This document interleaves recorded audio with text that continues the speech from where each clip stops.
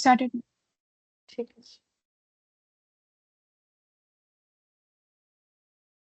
अच्छा देखो, last class में हम लोगों ने जो है फ्रीक्वेंसी डिस्ट्रीब्यूशन स्टार्ट किया था। उसमें हम लोगों ने ये वाला जो ड्रॉ है, ठीक है, जो डायग्राम में graphical presentation of frequency distribution में हम लोगों ने हिस्टोग्राम या फिर एरिया डायग्राम इसको कंप्लीट किया था यहाँ तक। ठीक है, नेक्स्ट हम लोग ये वाला पढ़ेंगे, फ्रीक्वेंसी पॉलीगन। ठीक है, फ्रीक्वेंसी पॉलीगन कैसे देखने में होता है, पहले ये देख लो। फ्रीक्वेंसी पॉलीगन जो है वो कुछ ऐसे देखने में होता है।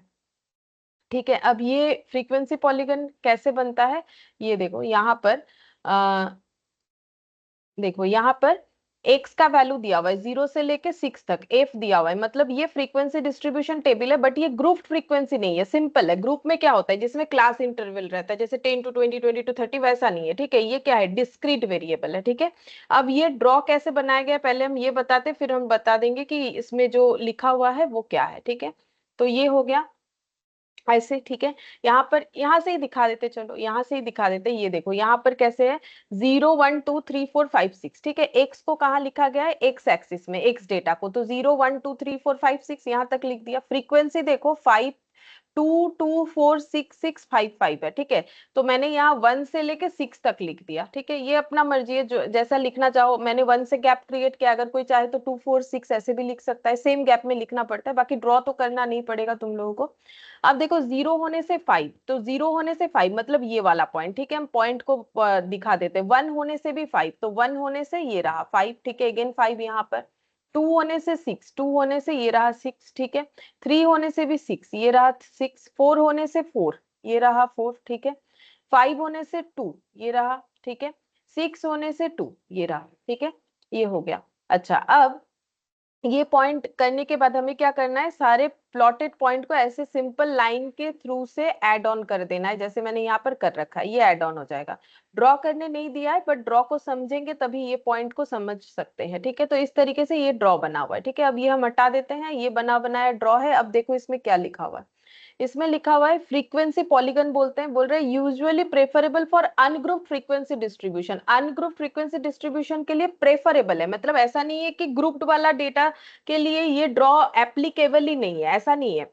प्रेफरेबल, प्रेफरेबल मतलब ये नहीं है कि जो ग्रुप फ्रीक्वेंसी डिस्ट्रीब्यूशन है उसमें ये यूज ही नहीं होगा, बट प्रेफर्ड है कि अगर हम लोग अनग्रुप्ड यानी कि इस तरीके का डिस्ट्रीब्यूशन ले रहे हैं, इसे तो अनग्रुप्ड बोलते हैं। ग्रुप्ड का मतलब कैसा, जैसे कि 10 to 20, 20 to 30, ऐसा कोई क्लास इंटरवल है, उसे हम लोग बोलते हैं ग्रुप, जो कि लास्ट क्लास में सारा चीज हम लोगों ने डिस्कशन कर लिया था। ठीक है, तो यहाँ पर ये जो है प्रेफरेबल है अनग्रुप फ्रीक्वेंसी डिस्ट्रीब्यूशन के लिए। ये पॉइंट्स जो है याद रखना होता है, क्यों, क्योंकि ये पॉइंट्स ही हमें एमसीक्यू में घुमा फिरा के देगा कि फ्रीक्वेंसी पॉलीगन जो है वो सबसे ज्यादा सूटेबल कौन से किस तरीके के डेटा के लिए होता है। तो अनग्रुप फ्रीक्वेंसी डिस्ट्रीब्यूशन अगर है तो फ्रीक्वेंसी पॉलीगन बेस्ट होता है। फिर बोल रहा है कैन बी यूज्ड फॉर, देखो फिर बोल दिया है कैन बी यूज्ड, यूज कर सकते for grouped also but only if class length are even. बोल रहे कि ग्रुप के लिए भी यूज कर सकते हैं, ऐसा नहीं है कि नहीं कर सकते, ग्रुप के लिए भी कर सकते हैं, बट क्लास लेंथ इवन होना चाहिए। ठीक है, तो ये देखो इसमें भी मैंने यहाँ पर बना रखा है, ये देखो यहाँ पर मैंने दिखा रखा है, क्या दिखा है यहाँ पर,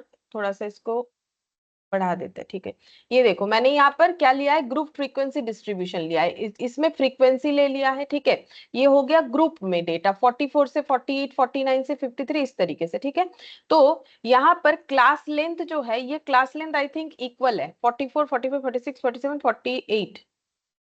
हाँ ये इक्वल है, चलो ये इक्वल वाला दिया हुआ है।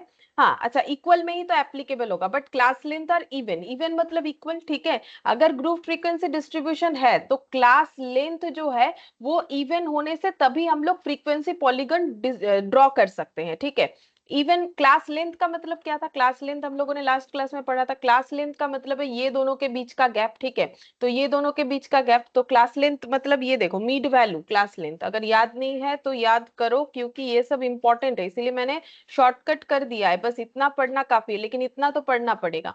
Class mark, mid point, mid value, ये रहा क्लास लेंथ। अपर class boundary minus lower class boundary जो होता है उसे हम लोग बोलते हैं क्लास लेंथ। और अपर class boundary lower class boundary में भी दो चीज पढ़ा था, म्यूचुअली एक्सक्लूसिव हुआ तो कैसे होगा, म्यूचुअली इंक्लूसिव हुआ तो कैसे होगा। ठीक है, नोट डाउन करना जरूरी है, अगर नोट डाउन नहीं कर रहे हो तो फिर प्रॉब्लम होगा, नोट डाउन तो करना पड़ेगा। ठीक है, अच्छा अब यहाँ पर देखो इसमें आ जाते हैं इस पॉइंट में, ठीक है। वो सब तो ऑलरेडी डिस्कस कर चुके हैं, लास्ट क्लास में वही पढ़ा था। यहाँ पर देखो हमारा 44 से 48, 49 से 53, तो यहाँ पर क्लास बाउंड्री कैसे होगा, अपर class boundary minus lower class boundary, ठीक है। अब यहाँ पर 44 और 48, उसके बाद 49 से स्टार्ट हुआ, यानी ये नॉन ओवरलैपिंग वाला है। तो नॉन ओवरलैपिंग वाला जो होता है उसमें लेकिन class length equal to class boundary नहीं होता है, उसमें हमें ट्रांसफर करना पड़ता है। तो कैसे ट्रांसफर करते थे, lower class limit minus D by two, upper class limit plus D by two, ये सब हम लोगों ने लास्ट क्लास में डिस्कस कर लिया था।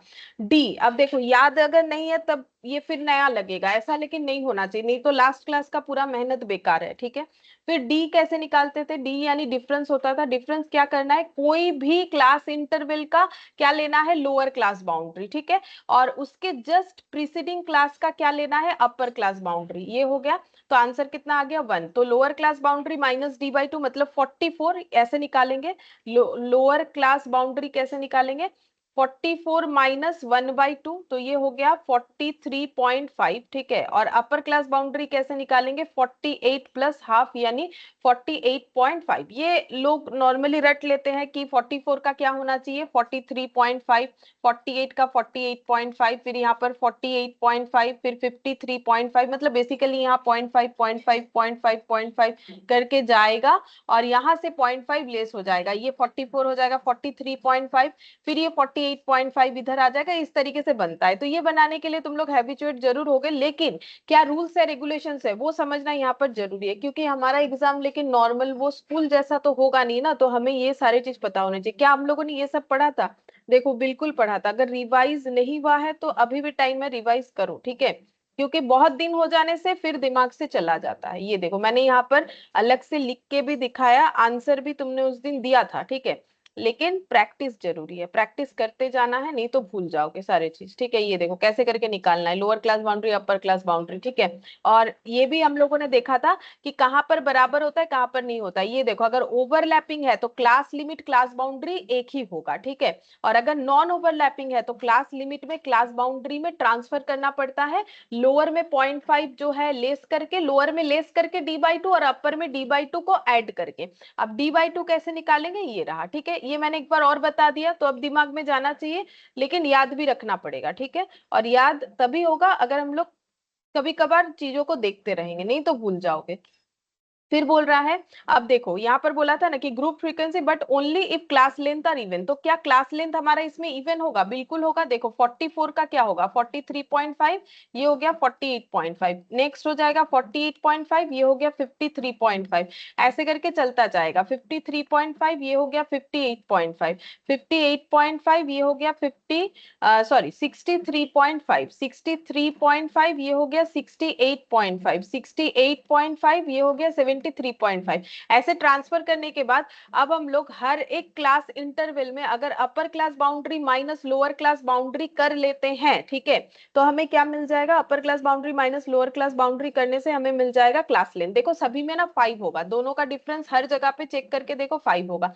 अगर सब में 5 है तो इवन क्लास लेंथ, मतलब इवन यानी एक ही जैसा चल रहा है यहाँ पर, ठीक है, इवन क्लास लेंथ है। तो ये समझ में आ गया होगा कि ये फ्रीक्वेंसी पॉलीगन जो है हम लोग अनग्रुप डेटा के लिए ज्यादा प्रेफरेबल है, ठीक है। ये सब पॉइंट याद रखना चाहिए। ग्रुप डेटा के लिए भी चलेगा लेकिन इवन होना चाहिए, ठीक है, इवन क्लास लेंथ होना चाहिए। अब बोल रहा है स्टेप्स टू क्रिएट, ठीक है। अब कैसे इसको बनाना चाहिए वो तो मैंने यहाँ पर दिखाया कैसे बनेगा। बोल रहा है plot x I F I, मतलब एक्स और एफ, ठीक है। एक्स यानी ऑब्जर्वेशन, एफ यानी फ्रीक्वेंसी को क्या करना है, एक्स जो है class value in case of ungrouped, ये देखो अनग्रुप्ड के लिए एक्स ही क्लास वैल्यूज है, और mid value in case of grouped और एंड फ्रीक्वेंसी। तो प्लॉट क्या क्या करना पड़ता है वो बता रहा है। देखो प्लॉट हमें करना पड़ेगा एक्स के वैल्यू को और एफ के वैल्यू को। तो जब अनग्रुप डेटा है तो एक्स ही मेरा क्लास वैल्यू हो जाएगा, ठीक है, एक्स ही मेरा क्लास का वैल्यू हो जाएगा, क्योंकि यहाँ कोई इंटरवल है नहीं। लेकिन जब ग्रुप्ड डेटा है, ठीक है, ग्रुप डेटा में मुझे क्लास कौन सा लेना है, तो क्योंकि देखो यहाँ पर तो 44 से 48 है, वैसे मैंने इसको चेंज किया था, 43.5 से 48.5 है, 48.5 से 53.5 है, एंड सो ऑन करते करते यहाँ पर 68.5 से एंड वाला 73.5 तक जाएगा, ठीक है। अब इसमें मुझे कौन सा ऑब्जर्वेशन लेना है, क्योंकि इसके अंदर तो काफी सारा ऑब्जर्वेशन है, 43.5, 45 ऐसे करके चलता जाएगा। तो हमें इस केस में लेना पड़ता है मीड वैल्यू, ठीक है। क्या ये दोनों ऐड करने से जो मीड वैल्यू आ रहा है, अगर हम लोग ये दोनों ऐड करेंगे तो भी सेम मीड वैल्यू आएगा? बिल्कुल आएगा। ये देखो 48.5 डिवाइडेड बाई 2, तो ये कितना हो जाएगा? ये टोटल करने से हो जाएगा, ये हो गया 43 और 48 ऐड करने से कितना होगा?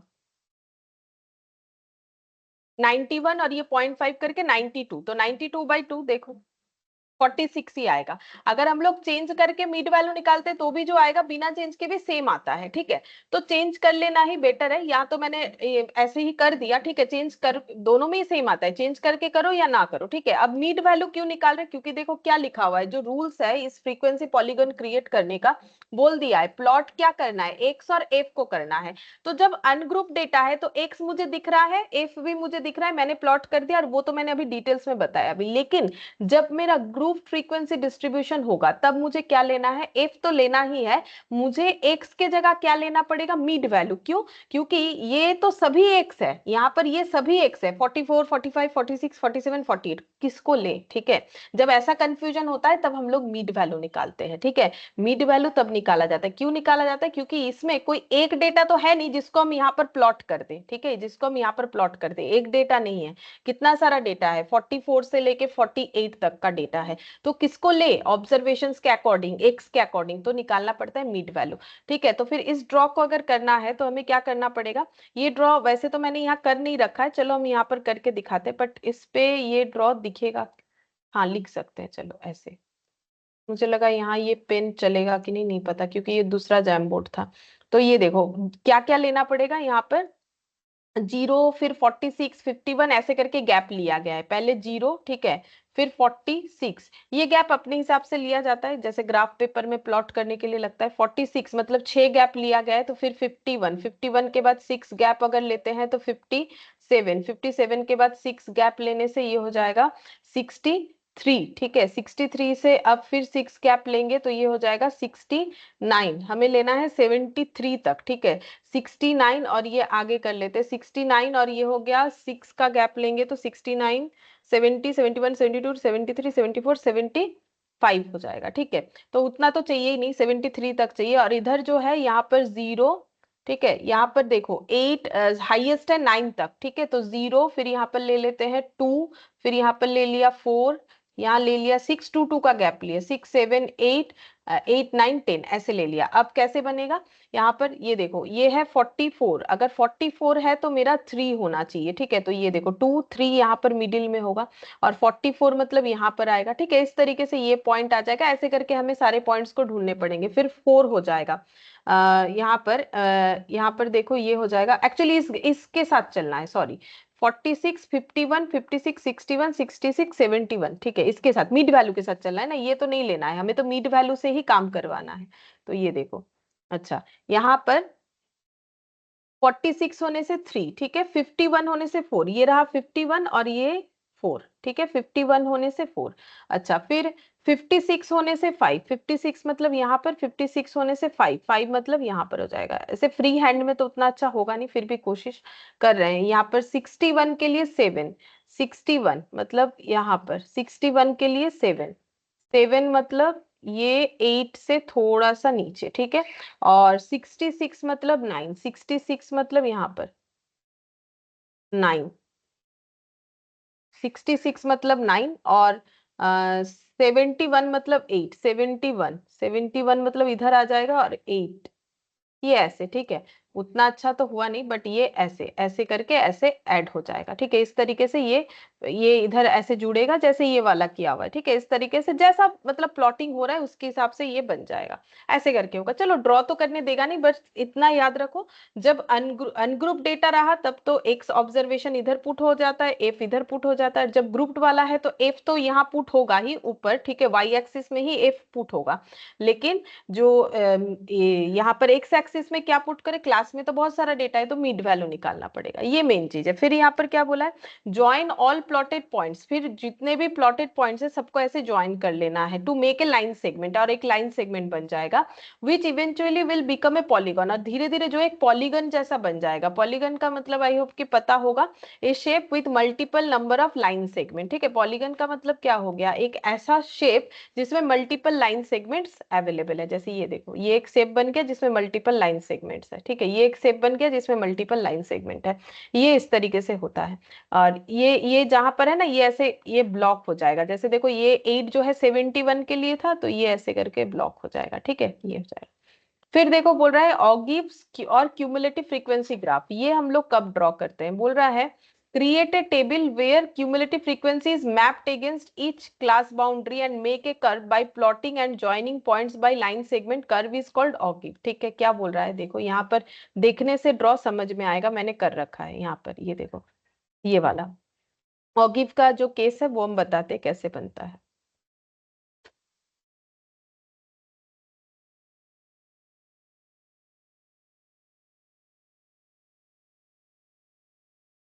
थोड़ा और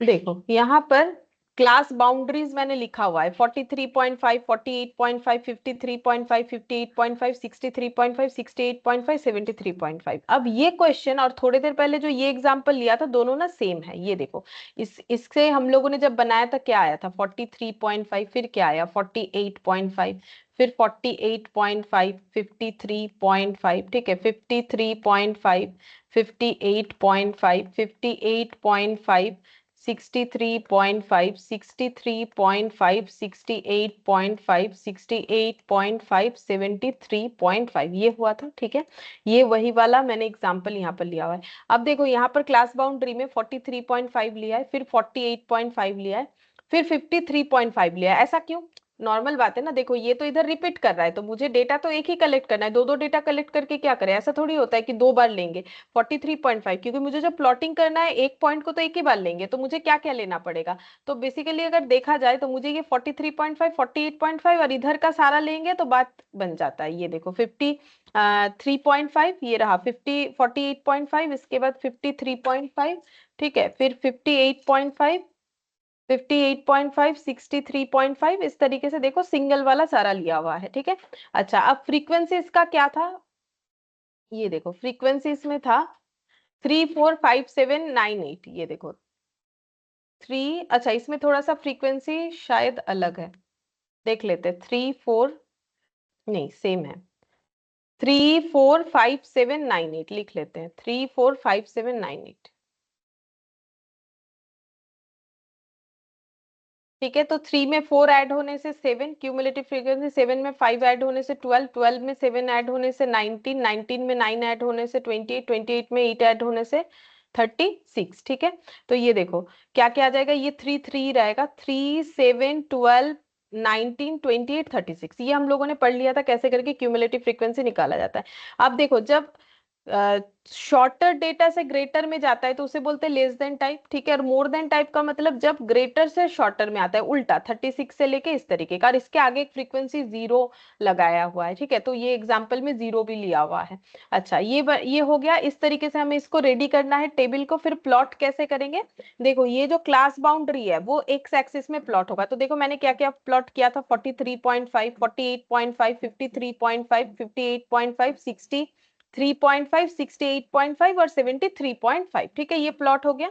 अच्छा अब इधर एक फ्रीक्वेंसी मेरा क्या है, फ्रीक्वेंसी मेरा मिनिमम 0 से लेके मैक्सिमम 36 है। तो मैंने कैसे गैप लिया है 5 का, 0 के बाद 5 लिखा, फिर 10, फिर 15, फिर 20, फिर 25, फिर 30, फिर 35, फिर यहाँ पर मैंने 40 लिखा है। ठीक है, 5 5 का गैप लेके मैंने ये बनाया।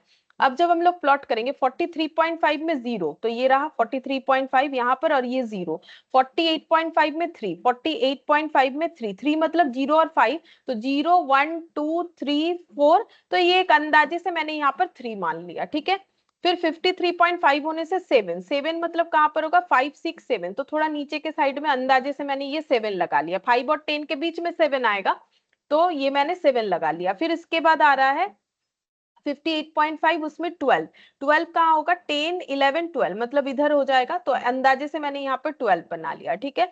फिर 19, 63.5 केस में 19, 19 मतलब जस्ट 20 के नीचे, ये देखो जस्ट 20 के नीचे ये वाला, ठीक है 19। अच्छा उसके बाद यहाँ पर 19 के बाद 28, 28 68.5 में 20, 28 मतलब ये रहा 30 के जस्ट नीचे, 30 के जस्ट नीचे। उतना अच्छा तो ड्रॉ नहीं हुआ है, बट ये शायद यहाँ होता, चलो मैंने थोड़ा सा नीचे कर डाला है, कोई बात नहीं। तो ये हो गया, और 36, ठीक है ये देखो 36 मतलब यहाँ पर ये 30, और ये 35 36 मतलब इधर हो जाएगा, ठीक है। तो थोड़ा सा और ऊपर होना चाहिए, जो भी हो। तो ऐसे करके हम लोग का पहले ये पॉइंट जो है रेडी हो गया, मतलब ग्राफ अभी कैसे दिख रहा होगा, ग्राफ में ये सारे पॉइंट को ऐड करके ग्राफ ऐसा दिखना चाहिए, पहला जो भी पॉइंट्स ऐड हुआ। अब जब हम लोग मोर देन टाइप लेंगे, तो 43.5 में 36, तो 43.5 में 36 मतलब ये वाला, तो यहाँ पर हो जाएगा 36, ठीक है।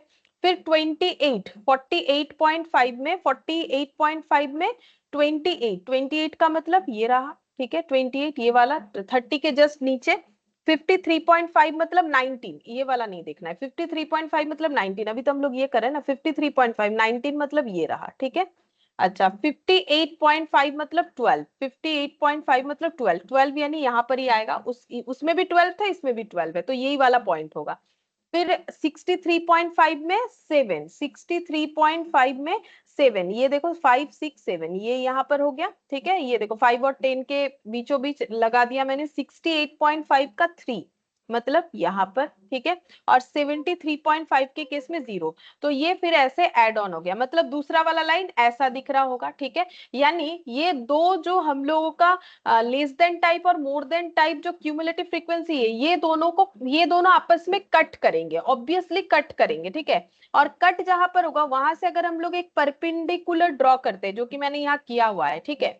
जो परपेंडिकुलर ड्रॉ करते हैं वो मेरा मिड वैल्यू होगा, ठीक है, वो मेरा मिड वैल्यू होता है। बताते हैं कैसे, ये ड्रॉ समझ में आ गया कैसे ड्रॉ करना है, ठीक है।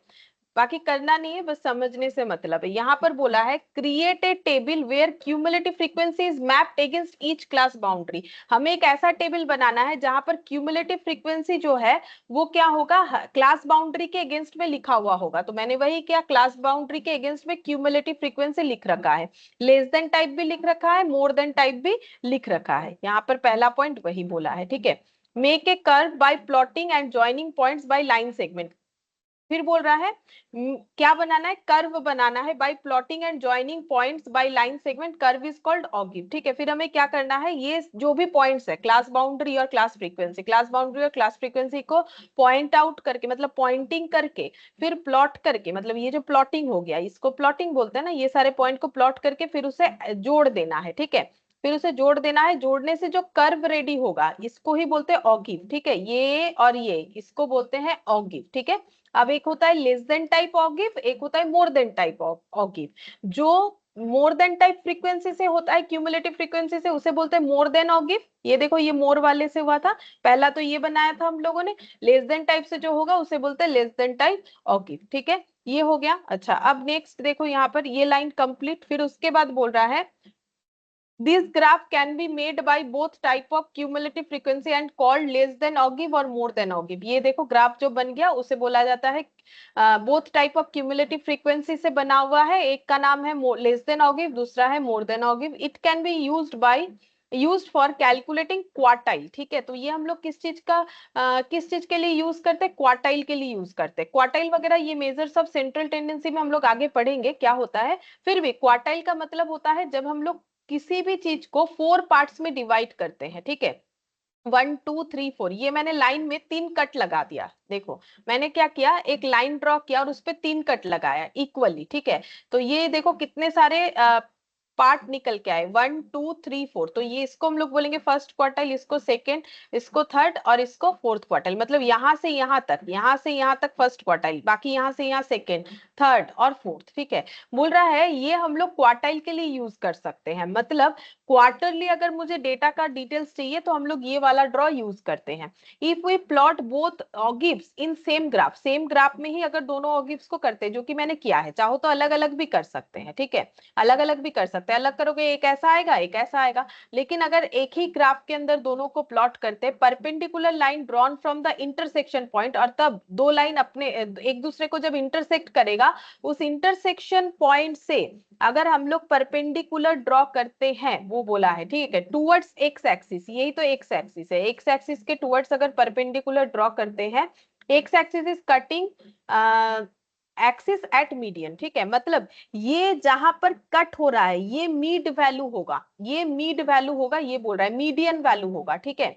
यहाँ पर क्या बोला है कि if we plot both the ogive in same graph, perpendicular line drawn from the intersection point towards x axis is cutting axis at median, जहां पर कट कर रहा है वो मीडियन यानी मिडिल वैल्यू होगा, मतलब इधर भी जितना है इधर भी उतना है, बीच वाला वैल्यू ये निकल के आएगा। अगर दोनों ऑगिव जो less than more than type है अपने आप को जहां कट कर रहा है वहां से अगर एक परपेंडिकुलर ड्रॉ कर देते हैं तो ये पॉइंट जो है, ये पॉइंट को हम लोग बोलेंगे मीड वैल्यू, ठीक है, मतलब ये मिडिल वाला वैल्यू हमें देगा, और मीड वैल्यू ही जो है वो क्वार्टाइल 2 होता है, क्वार्टाइल 2 को ही हम लोग बोलते हैं मीड वैल्यू। क्यों?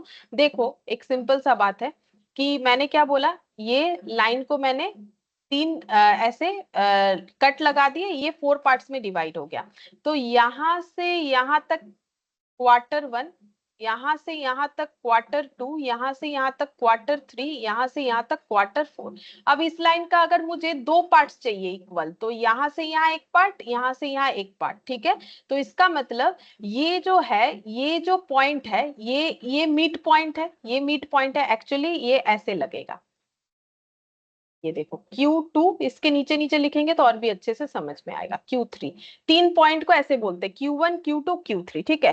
फोर्थ वाला तो यहाँ पर एंड हो रहा है, एक्चुअली फोर्थ क्वार्टर हो ही नहीं पाता है, क्यों नहीं हो पाता है, देखो हम फिर से समझाते हैं फोर्थ क्वार्टर क्यों नहीं हो पाता है। एक, दो और ये हो गया तीन, ठीक है, ये क्वार्टर 1, ये क्वार्टर 2, ये क्वार्टर 3। देखो ये जो पॉइंट है जहां पहला कट लगा, इस पॉइंट को बोलते हैं क्वार्टर 1, ये जो दूसरा कट लगा इसको बोलते हैं क्वार्टर 3, ये जो तीसरा कट लगा इसको हम लोग बोलते हैं क्वार्टर 3, और यहाँ पर जो कट लगेगा इसको हम लोग बोलेंगे क्वार्टर 4। एक्चुअली ड्रॉ ऐसा होना चाहिए, ठीक है। अब देखो हम थोड़ा सा कलर चेंज करके समझाते हैं, यहां से यहां तक जो है पहला पार्ट, फिर यहां से यहाँ दूसरा, फिर यहां से यहाँ तीसरा, और यहां से यहाँ चौथा। अगर कोई मुझे बोले इस लाइन का जो है दो इक्वल पार्ट करो, तो दो इक्वल पार्ट मतलब यहां से यहां तक और यहां से यहां तक, ठीक है, तभी हुआ दो इक्वल पार्ट, ठीक है। तो क्वार्टर 2 यानी कि मीड वैल्यू, मीडियन, इसको स्टैटिस्टिक्स में मीडियन बोलते हैं, जो कि मिडिल वैल्यू है, तो ये मिडिल वैल्यू जो है वही क्वार्टर 2 होता है, मतलब वो लाइन, ठीक है, वो कट पॉइंट जो एक लाइन या कोई भी चीज को दो इक्वल पार्ट में डिवाइड करेगा उसे हम लोग बोलते हैं Q2 या फिर क्वार्टाइल 2, ठीक है। तो यहाँ पर बोल रहा है ये जो ड्रॉ है ये हमें मीडियन वैल्यू को फाइंड आउट करने के लिए हेल्प करता है। जैसे लास्ट क्लास में हम लोगों ने जो ड्रॉ एक ही पढ़ा था, सारा तो नहीं पढ़ा था, एक ही ड्रॉ पढ़ने के बाद क्लास कंप्लीट किया था हम लोगों ने, वो था हम लोग का ये वाला ड्रॉ। यहाँ पर हम लोगों ने क्या निकाला था, यहाँ पर हम लोगों ने निकाला था जो मोस्ट वैल्यू होता है, जिसको स्टैटिस्टिक्स में क्या बोलते हैं, मोड, ठीक है। क्या ये लिखा हुआ था? हाँ लिखा हुआ भी था, मैंने बोला भी था यहाँ पर, देखते हैं, ये स्टेप्स टू क्रिएट के आगे था लिखा हुआ, ये देखो ये स्पेसिफिकली यहाँ पर डिनोट किया हुआ है, स्पेशली देखो, it is useful to calculate mode also, ये मोड कैलकुलेट करने के लिए हमें हेल्प करता है। तो ये इंपॉर्टेंट पॉइंट है कि मोड के लिए कौन सा ड्रॉ है, तो मोड के लिए जो ड्रॉ है उसका नाम होता है हिस्टोग्राम, ठीक है। और मीडियन या क्वार्टाइल के लिए कौन सा ड्रॉ है, तो उसको हम लोग बोलेंगे, क्वार्टाइल के लिए जो ड्रॉ है उसको बोलेंगे ऑगिव, या फिर उसका दूसरा नाम है क्यूमुलेटिव फ्रीक्वेंसी कर्व, ठीक है, क्यूमुलेटिव फ्रीक्वेंसी कर्व या फिर ग्राफ भी बोला जाता है। तो ये जो है ये कट पॉइंट हमें मिड वैल्यू देगा, ठीक है। अब ये देखो मैंने क्वार्टाइल यहाँ समझा रखा था जो भी मैंने बताया। फिर नेक्स्ट क्या है, फ्रीक्वेंसी कर्व। फ्रीक्वेंसी कर्व क्या होता है, फ्रीक्वेंसी कर्व जो है ये सबसे आसान है, बोल रहे it is limiting form of area diagram और हिस्टोग्राम और फ्रीक्वेंसी पॉलीगन। तो देखो फ्रीक्वेंसी पॉलीगन और एरिया डायग्राम यानी जो हिस्टोग्राम है, हिस्टोग्राम कैसे देखने में होता है, ऐसे बार बार जैसा दिखता है ना, ये हो गया हिस्टोग्राम, ठीक है। और फ्रीक्वेंसी पॉलीगन आज ही हम लोगों ने देखा, ये ऐसे ऐसे ऐसे ऐसे करके बनता है। तो ये दोनों का लिमिटिंग फॉर्म है, ठीक है। It is obtain bye drawing smooth and free hand curve through the mid point, बोल रहे हैं मिड पॉइंट के थ्रू से स्मूथ कर्व ड्रॉ करके ये बनाया जाता है। ये मेनली जो है 4 तरीके का होता है, bell shaped, U shape, J shape, ये जे लिखा हुआ है, ठीक है। और एक होता है combination of curve as mixed curve, और एक मिक्स्ड कर्व होता है। बेल शेप जो है वो सबसे ज्यादा यूज होता है, ठीक है, ये याद रखो, एमसीक्यू में पूछता है। जैसे किसी का हाइट, वेट, मार्क्स, प्रॉफिट, ये सब जब हमें बताना है तो हम लोग बेल शेप का यूज करते हैं, सबसे ज्यादा यूजफुल यही वाला है, ठीक है। अच्छा, अब देखो यहाँ पर ये जो फ्रीक्वेंसी कर्व है ये कैसे देखने में होता है वो उसका ड्रॉ नहीं किया हुआ है, यहाँ पर मैट में है, हम दिखा देंगे, लेकिन हम एक बार अपना भी ड्रॉ करके दिखा देते हैं, देखो कैसे होता है। जैसे मान लो ये मैंने एक हिस्टोग्राम बना दिया, ये ऐसे,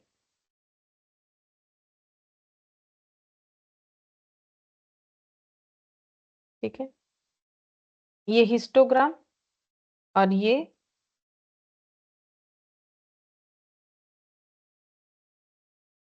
फ्रीक्वेंसी पॉलीगन, ठीक है, हिस्टोग्राम और ये फ्रीक्वेंसी पॉलीगन हो गया। अब नेक्स्ट देखो यहाँ पर, इसमें अगर हम लोग एक स्मूथ कर्व बना लेते हैं, मतलब ऐसे देखो, फ्री हैंड से बोला है, देखो drawing smooth free hand curve, मतलब इसमें से ऐसा बना दिया, बेल शेप हो गया, ठीक है, ये ऐसा बना दिया, ठीक है, ऐसे शेप में हो गया। तो ये होता है, ये होता है हम लोग का फ्रीक्वेंसी कर्व, मतलब इस तरीके का। अब देखो यहाँ पर है मेरा, तो फ्री हैंड से ड्रॉ उतना अच्छा होता नहीं है, हम यहाँ पर दिखा देंगे। ये देखो ये बना हुआ है, ठीक है, ये देखो यहाँ पर फ्रीक्वेंसी कर्व, ठीक है, frequency curve is a smooth curve for which total area is to be taken be unity, इतना सब जरूरत नहीं है, ठीक है। जो मेन है ये देखो, U bell shape, bell shape ये दिख रहा है, बेल के जैसा है, ठीक है, जो घंटी होता है बेल के जैसा, ठीक है। ये देखो यू शेप, ठीक है, यू शेप हो गया। ये जे शेप, ये जे शेप वाला हो गया। और ये देखो जब हमें कुछ समझ में नहीं आ रहा है तो मिक्स्ड अप, मतलब इसमें देखो ये मिक्स्ड कर्व है, मतलब इसमें जो शेप है ये बेल जैसा भी है, ये जे जैसा भी है, मतलब अगर हम लोग इसको ऐसे देखते हैं तो ये बेल जैसा है, ठीक है। अगर हम लोग इसको इस तरीके से देखते हैं तो ये बेल शेप में हो गया, यहाँ से यहाँ ऐसे देखेंगे तो जे शेप में हो गया, मतलब मिक्स्ड अप है, ठीक है, ये मिक्स्ड अप है। तो ये नॉर्मली कैसे बनाया जाता है, इस तरीके का जो है फ्री हैंड से इसे ड्रॉ किया जाता है। कैसे बनाया जाता है ये देखो, यहाँ पर क्या लिखा है, फ्रीक्वेंसी पॉलीगन, और जो है हिस्टोग्राम है उसको ड्रॉ करके, उसका लिमिटिंग फॉर्म है, पहले उसको ड्रॉ करके और फिर उस पे जो शेप आता है वो ड्रॉ किया जाता है।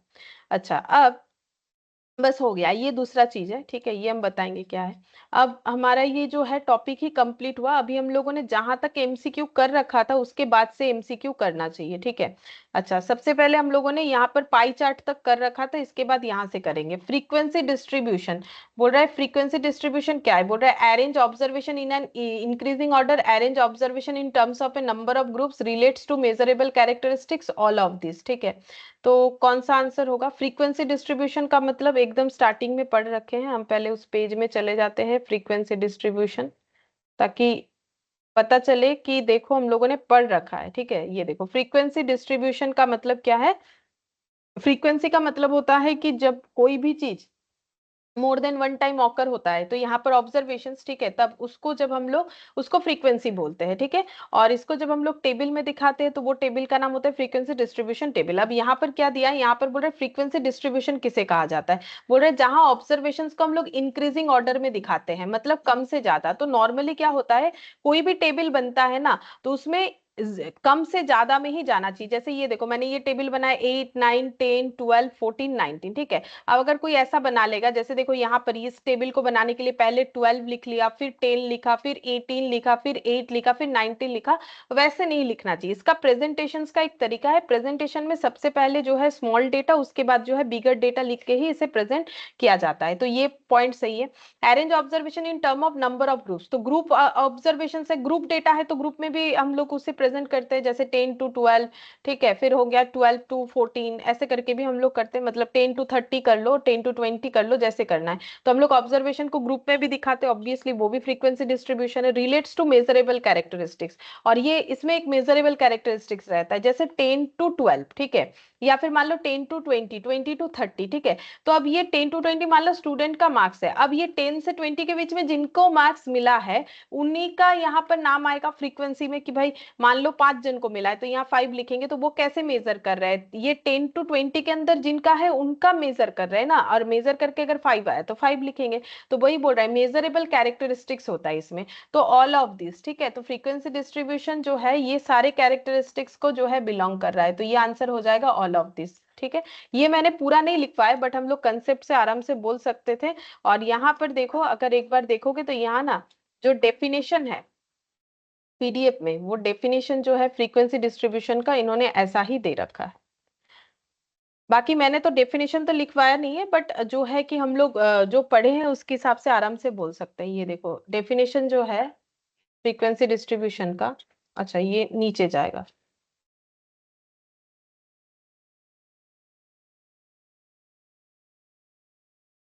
फ्रीक्वेंसी डिस्ट्रीब्यूशन का डेफिनेशन यहाँ मिलेगा, ये रहा, यहाँ पर होना चाहिए, ये रहा। A frequency distribution may be defined as a tabular presentation of statistics data usually in an ascending order, ascending मतलब छोटा से बड़ा डेटा, ठीक है, relating to a measurable characteristics, दिया हुआ था measurable characteristics according to individual value और ग्रुप वैल्यू। मेजर कैसे करेंगे, अगर इंडिविजुअल है तो इंडिविजुअली मेजर करेंगे, इंडिविजुअल वैल्यूज है, और अगर ग्रुप में है तो ग्रुप में मेजर करेंगे, हो गया। तो ये देखो ये डेफिनेशन में दिया हुआ था, बाकी हम लोगों ने तो पूरे चैप्टर में ये सारे चीजों को पढ़ा है, बस यहाँ पर जो है एक के बाद एक पॉइंट हमें दे दिया, हमें बताना था कि कौन सा आंसर सही जा रहा है, ठीक है। फिर नेक्स्ट बोल रहा है the frequency distribution of continuous variable is known as group frequency distribution, simple frequency distribution, A और B and A and B.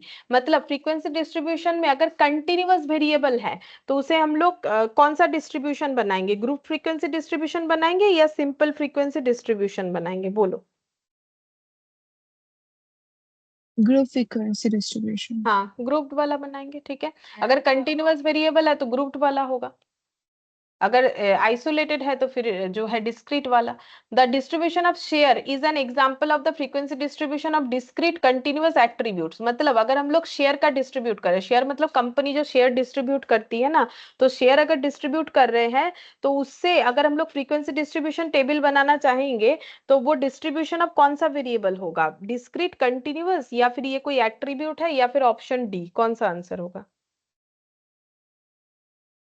Discrete variable.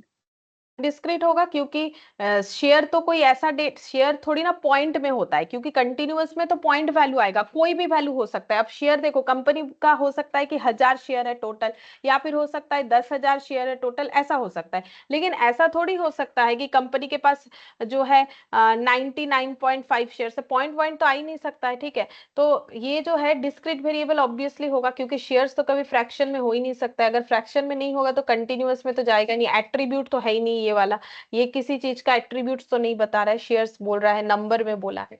फिर यहाँ पर 45 में देखो the distribution of profits of a blue chip company. Blue chip company का मतलब बहुत ही अच्छा कंपनी, जैसे रिलायंस, टाटा, ठीक है, जिनमें अगर हम लोग इन्वेस्ट करते हैं तो चांसेस लॉस होने का चांसेस कम होता है, क्योंकि नॉर्मली ये सब कंपनी प्रॉफिटेबल मोड में ही रहती है, तो मतलब बहुत अच्छा कंपनी, ठीक है, ब्लू चिप का मतलब। The distribution of profits of a blue chip company relates to, ये किस चीज को रिलेट करेगा, discrete variable, continuous, attributes, A और बी।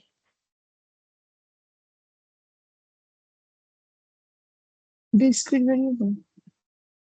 देखो जब हम लोगों ने मनी पढ़ा था तब मैंने ये बताया था कि अगर पैसे का दो तरीके से हमें सोचना है, अगर पर्सनल पॉइंट ऑफ व्यू से है तो डिस्क्रीट होता है, और अगर जो है कंपनी के पॉइंट ऑफ व्यू से है तो कंटिन्यूअस वेरिएबल होता है, ठीक है। तो ये आंसर बी होगा। देखो हम दिखाते हैं कहाँ ये लिखा हुआ था, पढ़ना पड़ेगा, देखो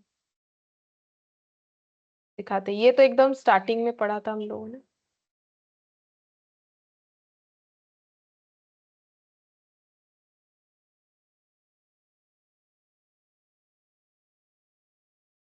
ये रहा मनी। देखो मनी का हमें क्या करना है, अगर पर्सनल पॉइंट ऑफ व्यू से है तो डिस्क्रीट बोलना है, और अगर कॉमर्शियल पॉइंट ऑफ व्यू से है तो वो कंटिन्यूअस होगा, जैसे कि यहाँ पर मैंने ये दिखाया, कोई भी वैल्यू जो है ले सकता है।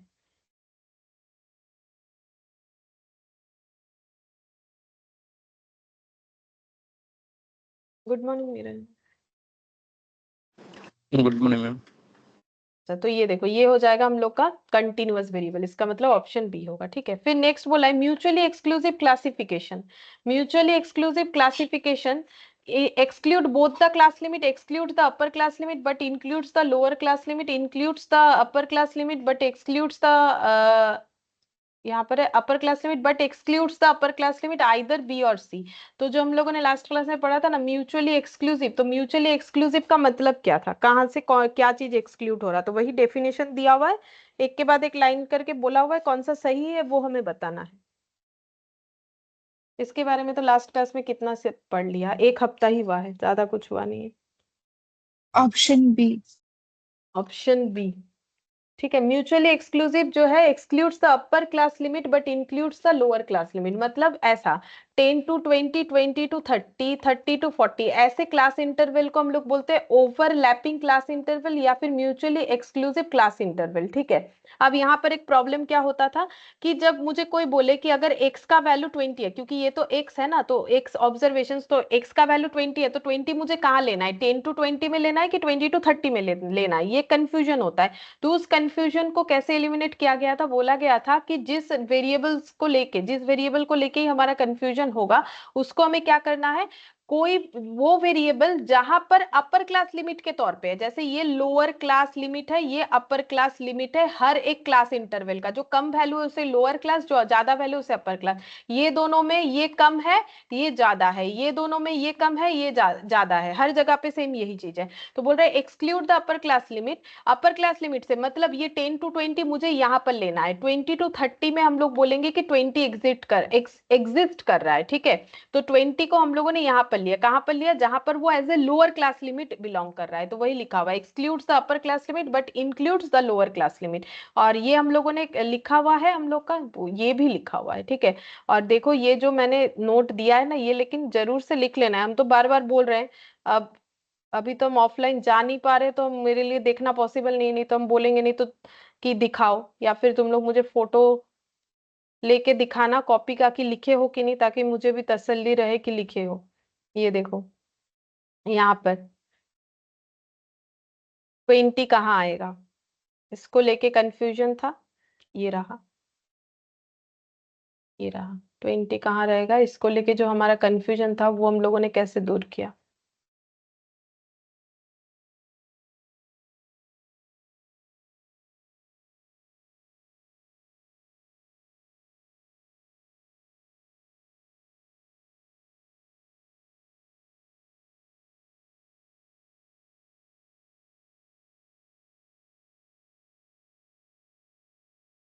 कहाँ चला गया,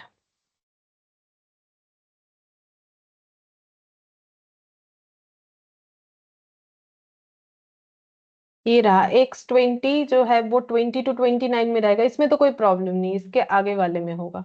हाँ ये रहा, ये देखो जब x का वैल्यू 20 है तो वो कहाँ पर जाएगा, 20 to 30 में जाएगा, लिखा हुआ है an observation as upper class limit is excluded from the class interval and taken in the class where it exist as lower class limit. ठीक है, तो जो भी वैल्यू को लेके कंफ्यूजन है तो उसको अपर क्लास लिमिट से एक्सक्लूड कर देना है, जहां पर वो as a lower class limit exist करेगा वो वाला लेना है, तो लिखा हुआ है। ठीक है, और वैसे आंसर भी सही दिए हो।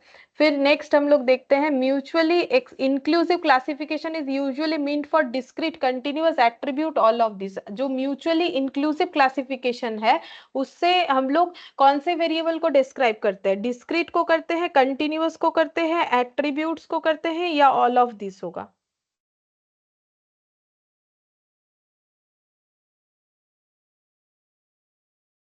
म्यूचुअली इंक्लूसिव मतलब कौन सा, 10 to 19, 20 to 29। तो ये जो है, ये जो बन रहा है, ये डिस्क्रीट है कि कंटिन्यूअस है कि एट्रीब्यूट्स है कि ऑल ऑफ दिस है। देखो ऑल ऑफ दिस तो होने से रहा, क्योंकि तीनों अलग अलग चीज होता है, तो अगर ऑल ऑफ दिस बोलने का सोच रहे हो तो वो तो सोचो भी मत। ठीक है, तो यहाँ पर म्यूचुअली इंक्लूसिव क्लासिफिकेशन जो है ये usually meant for discrete variable है, कंटिन्यूअस वेरिएबल है, या फिर एट्रीब्यूट्स है। एट्रीब्यूट्स भी नहीं होगा, डिस्क्रीट वेरिएबल। कौन सा बोला, ऑप्शन ए ना B, B discrete continuous. Variable. A होगा। ठीक है, ए होगा, डिस्क्रीट वेरिएबल होगा म्यूचुअली इंक्लूसिव के केस में। ये देखो दिखाते हैं क्यों, म्यूचुअली इंक्लूसिव के केस में ये देखो applicable for discrete variable, discrete variable के लिए एप्लीकेबल होगा। क्यों? उसका लॉजिक क्या था ये देखो, जैसे ये 10 to 19 है, 20 to 29 है, 30 to 39 है, ठीक है। अब ये 10 to 19 जो है ये कंटिन्यूअस तब होता है जब कोई भी वैल्यू 10 to 19 के बीच में ये लेने के लिए केपेबल होगा, ठीक है, तब होगा, अदरवाइज नहीं होगा। अब यहाँ पर देखो 10 to 19, फिर 20 to 29, फिर 30 to 39, मतलब मेरा पूरा क्लास इंटरवल 10 से स्टार्ट हो रहा है, 39 में खत्म हो रहा है। अगर इस बीच में कोई भी वैल्यू को लेने के लिए केपेबल है तो ही वो कंटिन्यूअस वेरिएबल होगा। जैसे मैंने एक एग्जांपल लिया हुआ है, ये देखो 19.5, ठीक है, अगर ये मैंने वैल्यू ले लिया तो ये कहाँ बिलोंग करेगा? ना तो 10 to 19 में जाएगा, ना तो 20 to 29 में जाएगा, ना तो 30 to 39 में जाएगा। ये कहीं पर भी नहीं जा पा रहा है क्योंकि ये तो 19 में खत्म, ये फिर 20 से स्टार्ट 29 में खत्म, तो 19.5 को तो ले नहीं पा रहा है। अगर ले नहीं पा रहा है तो फिर कंटिन्यूअस तो नहीं हुआ ना। 10 to 39 के बीच में कोई भी वैल्यू अगर ले पाता तो कंटिन्यूअस वेरिएबल होता, तो यहाँ पर कोई भी क्लास में ये एग्जिस्ट नहीं करेगा। तो इसीलिए ये जो है डिस्क्रीट वेरिएबल के लिए एप्लीकेबल होगा, ठीक है, applicable for discrete variable. All observations including upper class limit, lower class limit will be taken in the same class interval as there is no confusion. यहाँ पर बोला है वो कंफ्यूजन जो 20 वाला ओवरलैपिंग में है वो यहाँ पर नहीं है। क्यों? क्योंकि यहाँ पर अगर कोई बोले 19 कहा जाएगा, भाई इसमें जाएगा, उसमें कोई कंफ्यूजन है नहीं, क्योंकि 20 to 29 में तो जाएगा नहीं, वहां कंफ्यूजन हो रहा था बिकॉज एंडिंग जहां से हो रहा था, स्टार्टिंग फिर नेक्स्ट क्लास इंटरवल वहां से हो रहा था, तो यहाँ कोई कंफ्यूजन होता नहीं है। और ये डिस्क्रीट वेरिएबल के लिए एप्लीकेबल है, क्योंकि जैसे 19.5 का अगर सोचे तो फिर वो कोई भी क्लास इंटरवल में नहीं आ पा रहा है, ठीक है, इसीलिए। अच्छा, अब देखो नेक्स्ट यहाँ पर म्यूचुअली एक्सक्लूसिव क्लासिफिकेशन। हाँ, अब ये वाला mutually exclusive classification is usually meant for, exclusive वाला कौन से के लिए ज्यादा एप्लीकेबल है बोलो?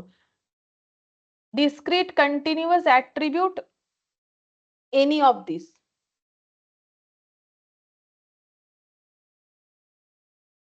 बोलो। Any of these. Any of this. मतलब सभी के लिए एप्लीकेबल होगा।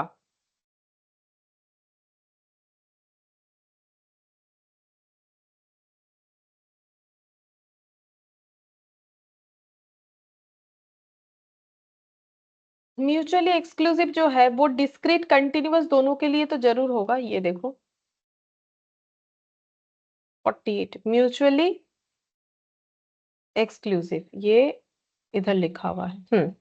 म्यूचुअली एक्सक्लूसिव देखो यहाँ पर क्या है, यहाँ पर x का कोई भी वैल्यू हम लोग ले सकते हैं। जैसे देखो 10 लेना है तो 10 to 20 में आएगा, ठीक है। अगर 20 लेना है तो 20 to 30 में आएगा, ये क्लियर हो गया था। 30 to 40 लेना है तो 30 लेना है तो 30 to 40 में आएगा। और 19.99 इस तरीके का कोई पॉइंट वाला वैल्यू भी लेना है तो भी आ जाएगा, क्योंकि 10 to 20 फिर यहाँ पर 20 to 30 ऐसे हो रहा है।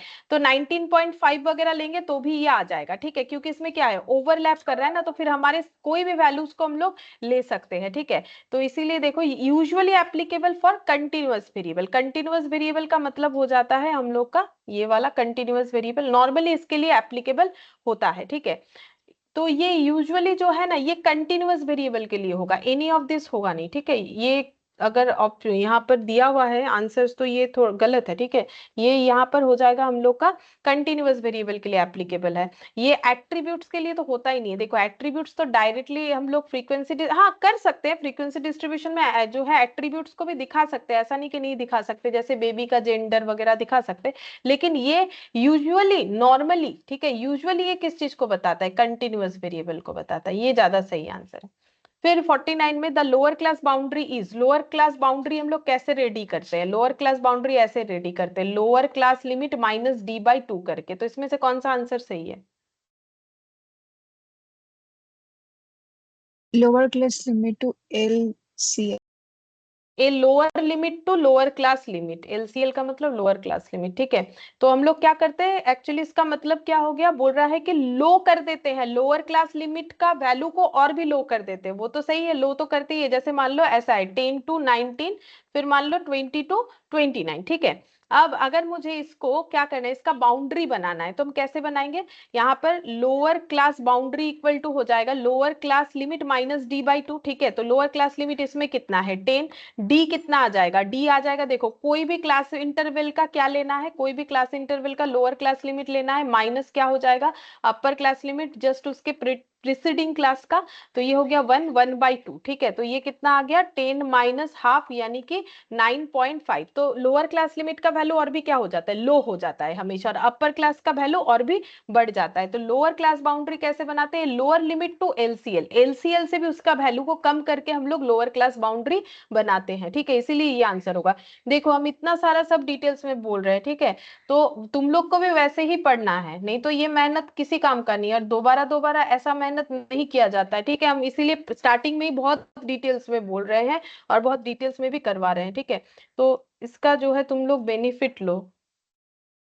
नेक्स्ट बोल रहा है द अपर क्लास बाउंड्री, इसको कैसे बनाएंगे, बोलो अभी जो बोला उसका उल्टा होगा, अपर क्लास बाउंड्री कैसे बनेगा, कौन सा होगा बोलो। Upper limit to upper class. Option है। ऑप्शन ई होगा, ठीक है। ये देखो अपर क्लास बाउंड्री कैसे बनेगा, अपर क्लास लिमिट में और भी ऐड करके मिलता है, ठीक है। d/2 कैसे आएगा मैंने सिखाया हुआ है, ये 0.5 आता है नॉर्मली, ठीक है। कुछ और वैल्यू भी आता है बट बहुत ही रेयर केस में आता है, ठीक है। तो ये हो गया अपर क्लास लिमिट, जो भी वैल्यू रहेगा उसमें ऐड करोगे तो वो तो वैल्यू तो बढ़ेगा, ऐड करने से तो वैल्यू बढ़ता ही है चाहे जितने से भी बढ़े। तो an upper limit to UCL, upper limit को हम लोग क्या करेंगे, यूसीएल से भी ज्यादा बनाएंगे, मतलब अपर क्लास लिमिट से भी ज्यादा बढ़ जाएगा, तब जाके वो अपर क्लास बाउंड्री बन जाएगा। फिर नेक्स्ट है 51, length of the class is, class का लेंथ क्या होगा बोलो। आज थोड़ी देर पहले भी बोल रहे थे क्लास लेंथ क्या होता है, जो मैंने फ्रीक्वेंसी पॉलीगन पढ़ा है वहां पर क्लास लेंथ को अभी डिस्क्राइब किया, लास्ट क्लास में किया, बोलो। Option A. Option A, difference between upper class boundary and lower class boundary. तो अभी जो हम लोग क्लास बाउंड्री सीख रहे थे, तो अपर क्लास बाउंड्री और लोअर क्लास बाउंड्री का जो डिफरेंस होता है वही क्लास लेंथ होता है हर एक क्लास इंटरवल का। फिर बोल रहा है नेक्स्ट यहाँ पर, अच्छा ये भी बोला है the difference between upper class limit and lower class limit of the class, लेकिन ये आंसर भी होता है बट यहाँ पर ये आंसर नहीं होगा। क्यों नहीं होगा, इसका एक लॉजिक है, क्या है कि हमारा अगर ओवरलैपिंग क्लास इंटरवल है तो वहां पर upper class boundary equal to lower class limit जो है, सॉरी अपर क्लास लिमिट और lower class boundary equal to lower class limit automatically होता है, इस वजह से वहां चेंज करने का जरूरत नहीं होता है। लेकिन जहां पर हम लोग का नॉन ओवरलैपिंग है वहां पर हमें लोअर क्लास लिमिट को चेंज करके लोअर क्लास बाउंड्री और अपर क्लास लिमिट को चेंज करके अपर क्लास बाउंड्री बनाना होता है, और ये चेंज पे ये नॉन ओवरलैपिंग जो है ओवरलैपिंग में ट्रांसफर हो जाता है। इसीलिए रूल्स ये है कि फॉर्मूला ये बोल रहा है, क्योंकि देखो एक में चेंज है एक में चेंज नहीं है, तो बेसिकली मुझे क्या फिर याद रखना चाहिए कि हमेशा अपर क्लास बाउंड्री और लोअर क्लास बाउंड्री को लेस करते हैं तो ही मेरा क्या आता है, क्लास लेंथ आता है। अगर मेरा नॉन ओवरलैपिंग हुआ तो चेंज करके लिमिट क्लास बाउंड्री निकालने के बाद माइनस करेंगे, अगर मेरा ओवरलैपिंग हुआ तो बिना चेंज किए ही हम लोग जो है क्लास लिमिट को ही क्लास बाउंड्री मान के निकालेंगे। तो बेसिकली क्लास बाउंड्री से ही निकलता है, इसीलिए आंसर ए होगा, ठीक है। आंसर बी नहीं करना है, मतलब हम ये कहना चाह रहे हैं जैसे 10 to 20, 20 to 30 ये ओवरलैपिंग हो गया, इसका लेंथ क्या है, लेंथ मतलब क्लास लेंथ, ठीक है। इसका क्लास लेंथ कितना है, तो 20 माइनस 10 ये हो गया 10, 30 माइनस 20 ये हो गया 10, ठीक है। तो ये तो क्लास लिमिट है, अब लोअर क्लास लिमिट ये क्या है, अपर क्लास लिमिट, ये क्या है लोअर क्लास लिमिट, ये क्या है अपर क्लास लिमिट। तो अब तुम लोग सोचोगे कि अपर class limit minus lower class limit करके तो आंसर आ गया। अब ये ओवरलैपिंग था, अब नॉन ओवरलैपिंग का एग्जांपल बता देते हैं। यहाँ पर हो गया 20 से लेके 29, ठीक है। अब ये नॉन ओवरलैपिंग है, इसमें ये क्लास लिमिट है, ठीक है, lower class limit upper class limit, इसमें ये लोअर क्लास लिमिट ये है अपर क्लास लिमिट, लेकिन ये माइनस करोगे 10 to 19 तो जो आंसर आएगा वो 9 आएगा, जो कि गलत है, ठीक है। तुम लोग खुद कैलकुलेट करके देखो, 20 to 20 जो है 10 नंबर्स होता है, 10 11 12 13 14 15 16 17 18 19 20 तो यहाँ एग्जिस्ट नहीं करता है इस क्लास इंटरवल में, ये याद रखो, इस क्लास इंटरवल में 20 तो यहाँ एग्जिस्ट करेगा, मतलब ये 10 से लेके कहां तक चलेगा, 19.99999 तक चलेगा, यही हम लोगों ने सीखा था। अब 10 से लेके तुम लोग काउंट करो, 10 11 12 13 14 15 16 17 18 19 तक चलेगा, ठीक है। तो 19.99 तक चलेगा, तो ये कितने 19 और 19.99 तक चल रहा है, तो इसका मतलब 10 जो है इसमें डेटा चलेगा, तो क्लास लेंथ 10 हो गया। लेकिन 10 to 19 करते हो तो 9 आंसर आता है, तो यहाँ तो 19 तक एग्जिस्ट करेगा। तो 10 से 19 कितने सारे नंबर होते हैं, देखो 10 11 12 13 14 15 16 17 18 19, 10 नंबर्स होते हैं, ठीक है। तो क्लास लेंथ तो 10 होना चाहिए, लेकिन माइनस करने से तो 9 आ रहा है, गलत आंसर आ रहा है। क्यों?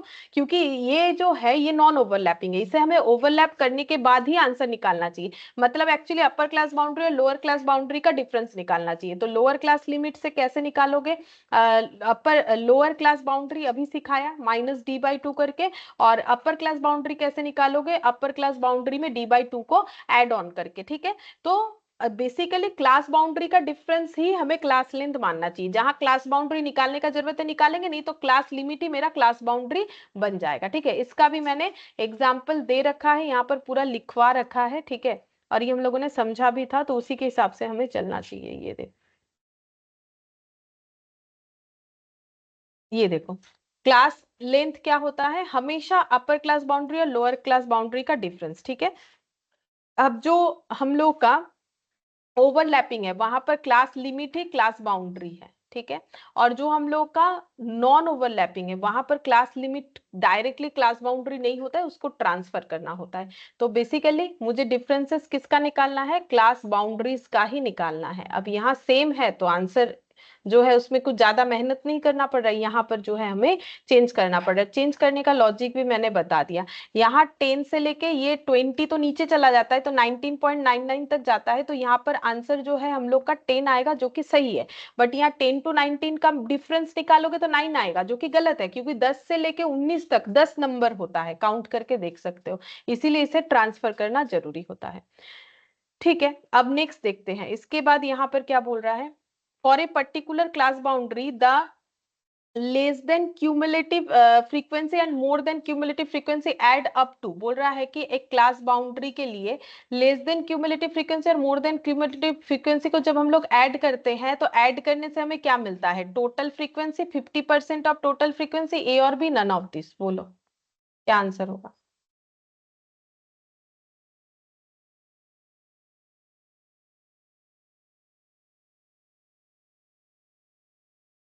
बोलो क्या total आंसर होगा। frequency. टोटल फ्रीक्वेंसी होगा। अब टोटल फ्रीक्वेंसी आंसर तो दे दियो, बट क्यों हो रहा है, क्या बोल सकते हो टोटल फ्रीक्वेंसी क्यों होता है, ये देखो। देखो समझ के देना बहुत जरूरी है, अगर समझ के नहीं दोगे तो फिर नहीं होगा, इतना बोल सकते हैं। ये देखो टोटल फ्रीक्वेंसी कैसे हो रहा है, हम क्यूमुलेटिव फ्रीक्वेंसी में चलते हैं, ये रहा, ठीक है, ये रहा, ठीक है। अब ये देखो ये लेस देन टाइप था, ये मोर देन टाइप था। अब अगर हम लोग इसको जैसे क्यूमुलेट करते जा रहे हैं, 5 5 में 2 ऐड करके 7 7 में 8 ऐड करा तो 15 15 में 3 ऐड कर दिया तो 18, तो ये देखो टोटल फ्रीक्वेंसी ये इसी के बराबर हो गया। मतलब क्यूमुलेट जब करते जाएंगे तो वो टोटल फ्रीक्वेंसी के बराबर होगा। Frequency for a particular class boundary, ये देखो ये क्लास बाउंड्री है 10 to 20 20 to 30, ठीक है। For a particular class boundary the less than cumulative frequency and more than cumulative frequency add करते जाते हैं तो अप टू वो टोटल फ्रीक्वेंसी तक पहुंच जाता है। जैसे ये ऐसे ऐड होता है, ये ऐसे ऐड होता है, तो ये भी ऐड होते गया तो टोटल फ्रीक्वेंसी तक इसका आंसर आया, अप टू टोटल फ्रीक्वेंसी तक इसका टोटल निकल के आता है। इसीलिए इसका आंसर जो है ऑप्शन ए होगा, ठीक है। फिर बोल रहा है frequency density corresponding to a class interval is the ratio of, frequency density जो है वो उसका रेशियो जो है corresponding to class interval, class interval के अगेंस्ट में जो फ्रीक्वेंसी लिखा हुआ है, मतलब ऐसे 10 to 20 मान लो, 20 to 30 ये क्लास, यहाँ लिखा हुआ है 5, यहाँ लिखा हुआ है 7, ये फ्रीक्वेंसी हो गया, ये क्या हो गया, क्लास इंटरवल हो गया। तो वही बोला है फ्रीक्वेंसी डेंसिटी क्या होगा, corresponding to a class interval, मतलब ये क्लास इंटरवल इसका ये फ्रीक्वेंसी। अब बोल रहा है फ्रीक्वेंसी डेंसिटी क्या होगा, तो वो फॉर्मूला लिखा हुआ था, बोलो क्या होगा फ्रीक्वेंसी डेंसिटी, कौन सा फॉर्मूला सही है, ए बी सी डी।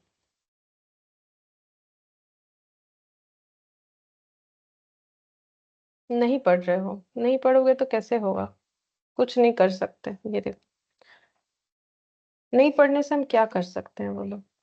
अगर मुझे कुछ आंसर नहीं मिलेगा तो हम यही मानेंगे ना तुम लोग नहीं पढ़ रहे हो, तो हम अकेले कितना मेहनत करें, मुझे थोड़ी ना एग्जाम देना है। देखो बोल रहा है frequency of class divided by class length of that class, ठीक है। तो मुझे भी थोड़ा मोटिवेशन मिले, ठीक है, पढ़ाने का, तो उतना थोड़ा सा पढ़ो, ठीक है। Frequency of class length of that class ये होना चाहिए, ठीक है। तो इसका मैंने एग्जाम्पल भी देके समझाया था, ठीक है। ये कि एरिया एक एरिया में इतना पॉपुलेशन है, मतलब इतने लोग हैं, एरिया इतना किलोमीटर है, ठीक है। तो एक पर किलोमीटर में कितने लोग रहते हैं, वो ही उस एरिया का डेंसिटी माना जाता है, ठीक है। तो वैसे ही फ्रीक्वेंसी डेंसिटी निकालना है, तो फ्रीक्वेंसी डेंसिटी में पॉपुलेशन का मतलब क्या हो गया, फ्रीक्वेंसी ऑफ क्लास, उस क्लास का फ्रीक्वेंसी क्या है, मतलब उस क्लास में कितने डेटा है वही उसका फ्रीक्वेंसी बता रहा है, और कितने एरिया में, और उसका क्लास लेंथ क्या है, मतलब सीधा सा बात है। ये देखो यहाँ पर किया हुआ भी है, सारा चीज तो किया हुआ है, बोला हुआ है, ये रहा। ये देखो यहाँ पर फ्रीक्वेंसी कितना है 5, और इसका क्लास लेंथ कितना है 10, मतलब ये एरिया में कितने नंबर्स है 10 है, और यहाँ पर उसमें बिलोंग कितना नंबर कर रहा है 5, क्योंकि 10 to 20 के वैल्यू में 5, जैसे मान लो ये अगर मार्क्स का डिस्ट्रीब्यूशन है तो 10 से 20 नंबर के बीच में जिनको नंबर मिला है से 5 स्टूडेंट है, ठीक है। तो यहाँ पर 10 नंबर्स में से 5 स्टूडेंट ऐसे हैं जिन्हें ये नंबर 10 to 20 के बीच का नंबर मिला है, तो ये ऐसे करके निकलेगा। जैसे पॉपुलेशन का मैंने बताया ना कि पॉपुलेशन कितना है, जैसे ये हो गया मेरा पॉपुलेशन, ठीक है, और ये एरिया कितना है, ये एरिया इतना है, तो फिर डेंसिटी कितना होगा, तो ये देखो पॉपुलेशन बाय एरिया, इस तरीके से समझाया हुआ है। तो इसका आंसर हो जाएगा हमारा frequency of class divided by class length of that class. Frequency of class और class length of that class कहाँ से गया, ये वाला, frequency of that class to class length, to the class length, to मतलब डिवाइड होता है frequency, ये देखो class frequency divided by class length, तो 53 का आंसर क्या हो जाएगा, बी हो जाएगा। अब 54 relative frequency for a particular class, एक पर्टिकुलर क्लास का रिलेटिव फ्रीक्वेंसी क्या कहां से कहां तक लाई करेगा, ये हम समझा देते हैं। ये वाला क्या होगा 54 नंबर, ये हम समझा देते हैं, ये आंसर क्या होगा देखो।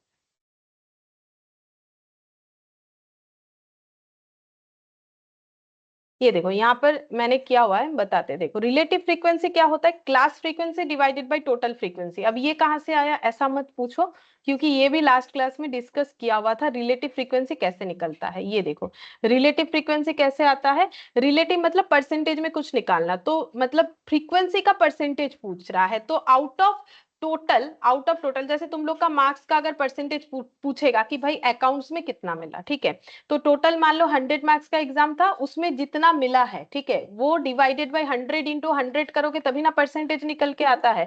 तो फ्रीक्वेंसी का परसेंटेज कैसे निकालेंगे, फ्रीक्वेंसी कहाँ लिखा हुआ रहता है, ऑब्वियसली क्लास इंटरवल के ऑपोजिट में, मतलब उसके अगेंस्ट में।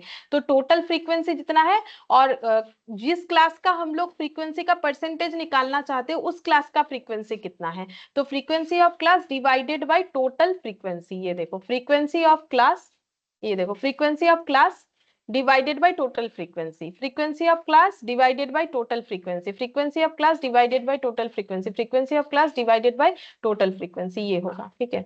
लास्ट दिन भी ये बताया था, फिर इसको परसेंटेज लगाना है, इंटू 100 कर दिया। अब हमें क्वेश्चन में क्या पूछा है, क्वेश्चन में पूछा है कि रिलेटिव फ्रीक्वेंसी कहां से कहां तक लाई करेगा, मतलब ऑप्शंस उस तरीके का दिया हुआ है कि relative frequency for a particular class lie between 0 ठीक है, फिर दिया हुआ है 0 and 1 both inclusive lies between -1 and 0 lies between -1 to 1, ठीक है। अब देखो हम यहाँ पर समझाते हैं, यहाँ पर मैंने लिखा है ये वाला, ठीक है। अब ये वैल्यू हमारा 1 या 0 कब हो सकता है, ठीक है, तो ये नॉर्मल मैथ्स का बात है। यहाँ पर मैंने लिखा है relative frequency class frequency by total frequency, ये वैल्यू 1 या 0 कब हो सकता है, तो देखो अगर मेरा ये जो डिवाइड फॉर्म में है, ये डिवाइड फॉर्म में दोनों ही अगर 0 आ गया तो आंसर तो अनडिफाइंड आएगा, तब तो मेरे पास कोई वैल्यू ही नहीं आएगा, ठीक है।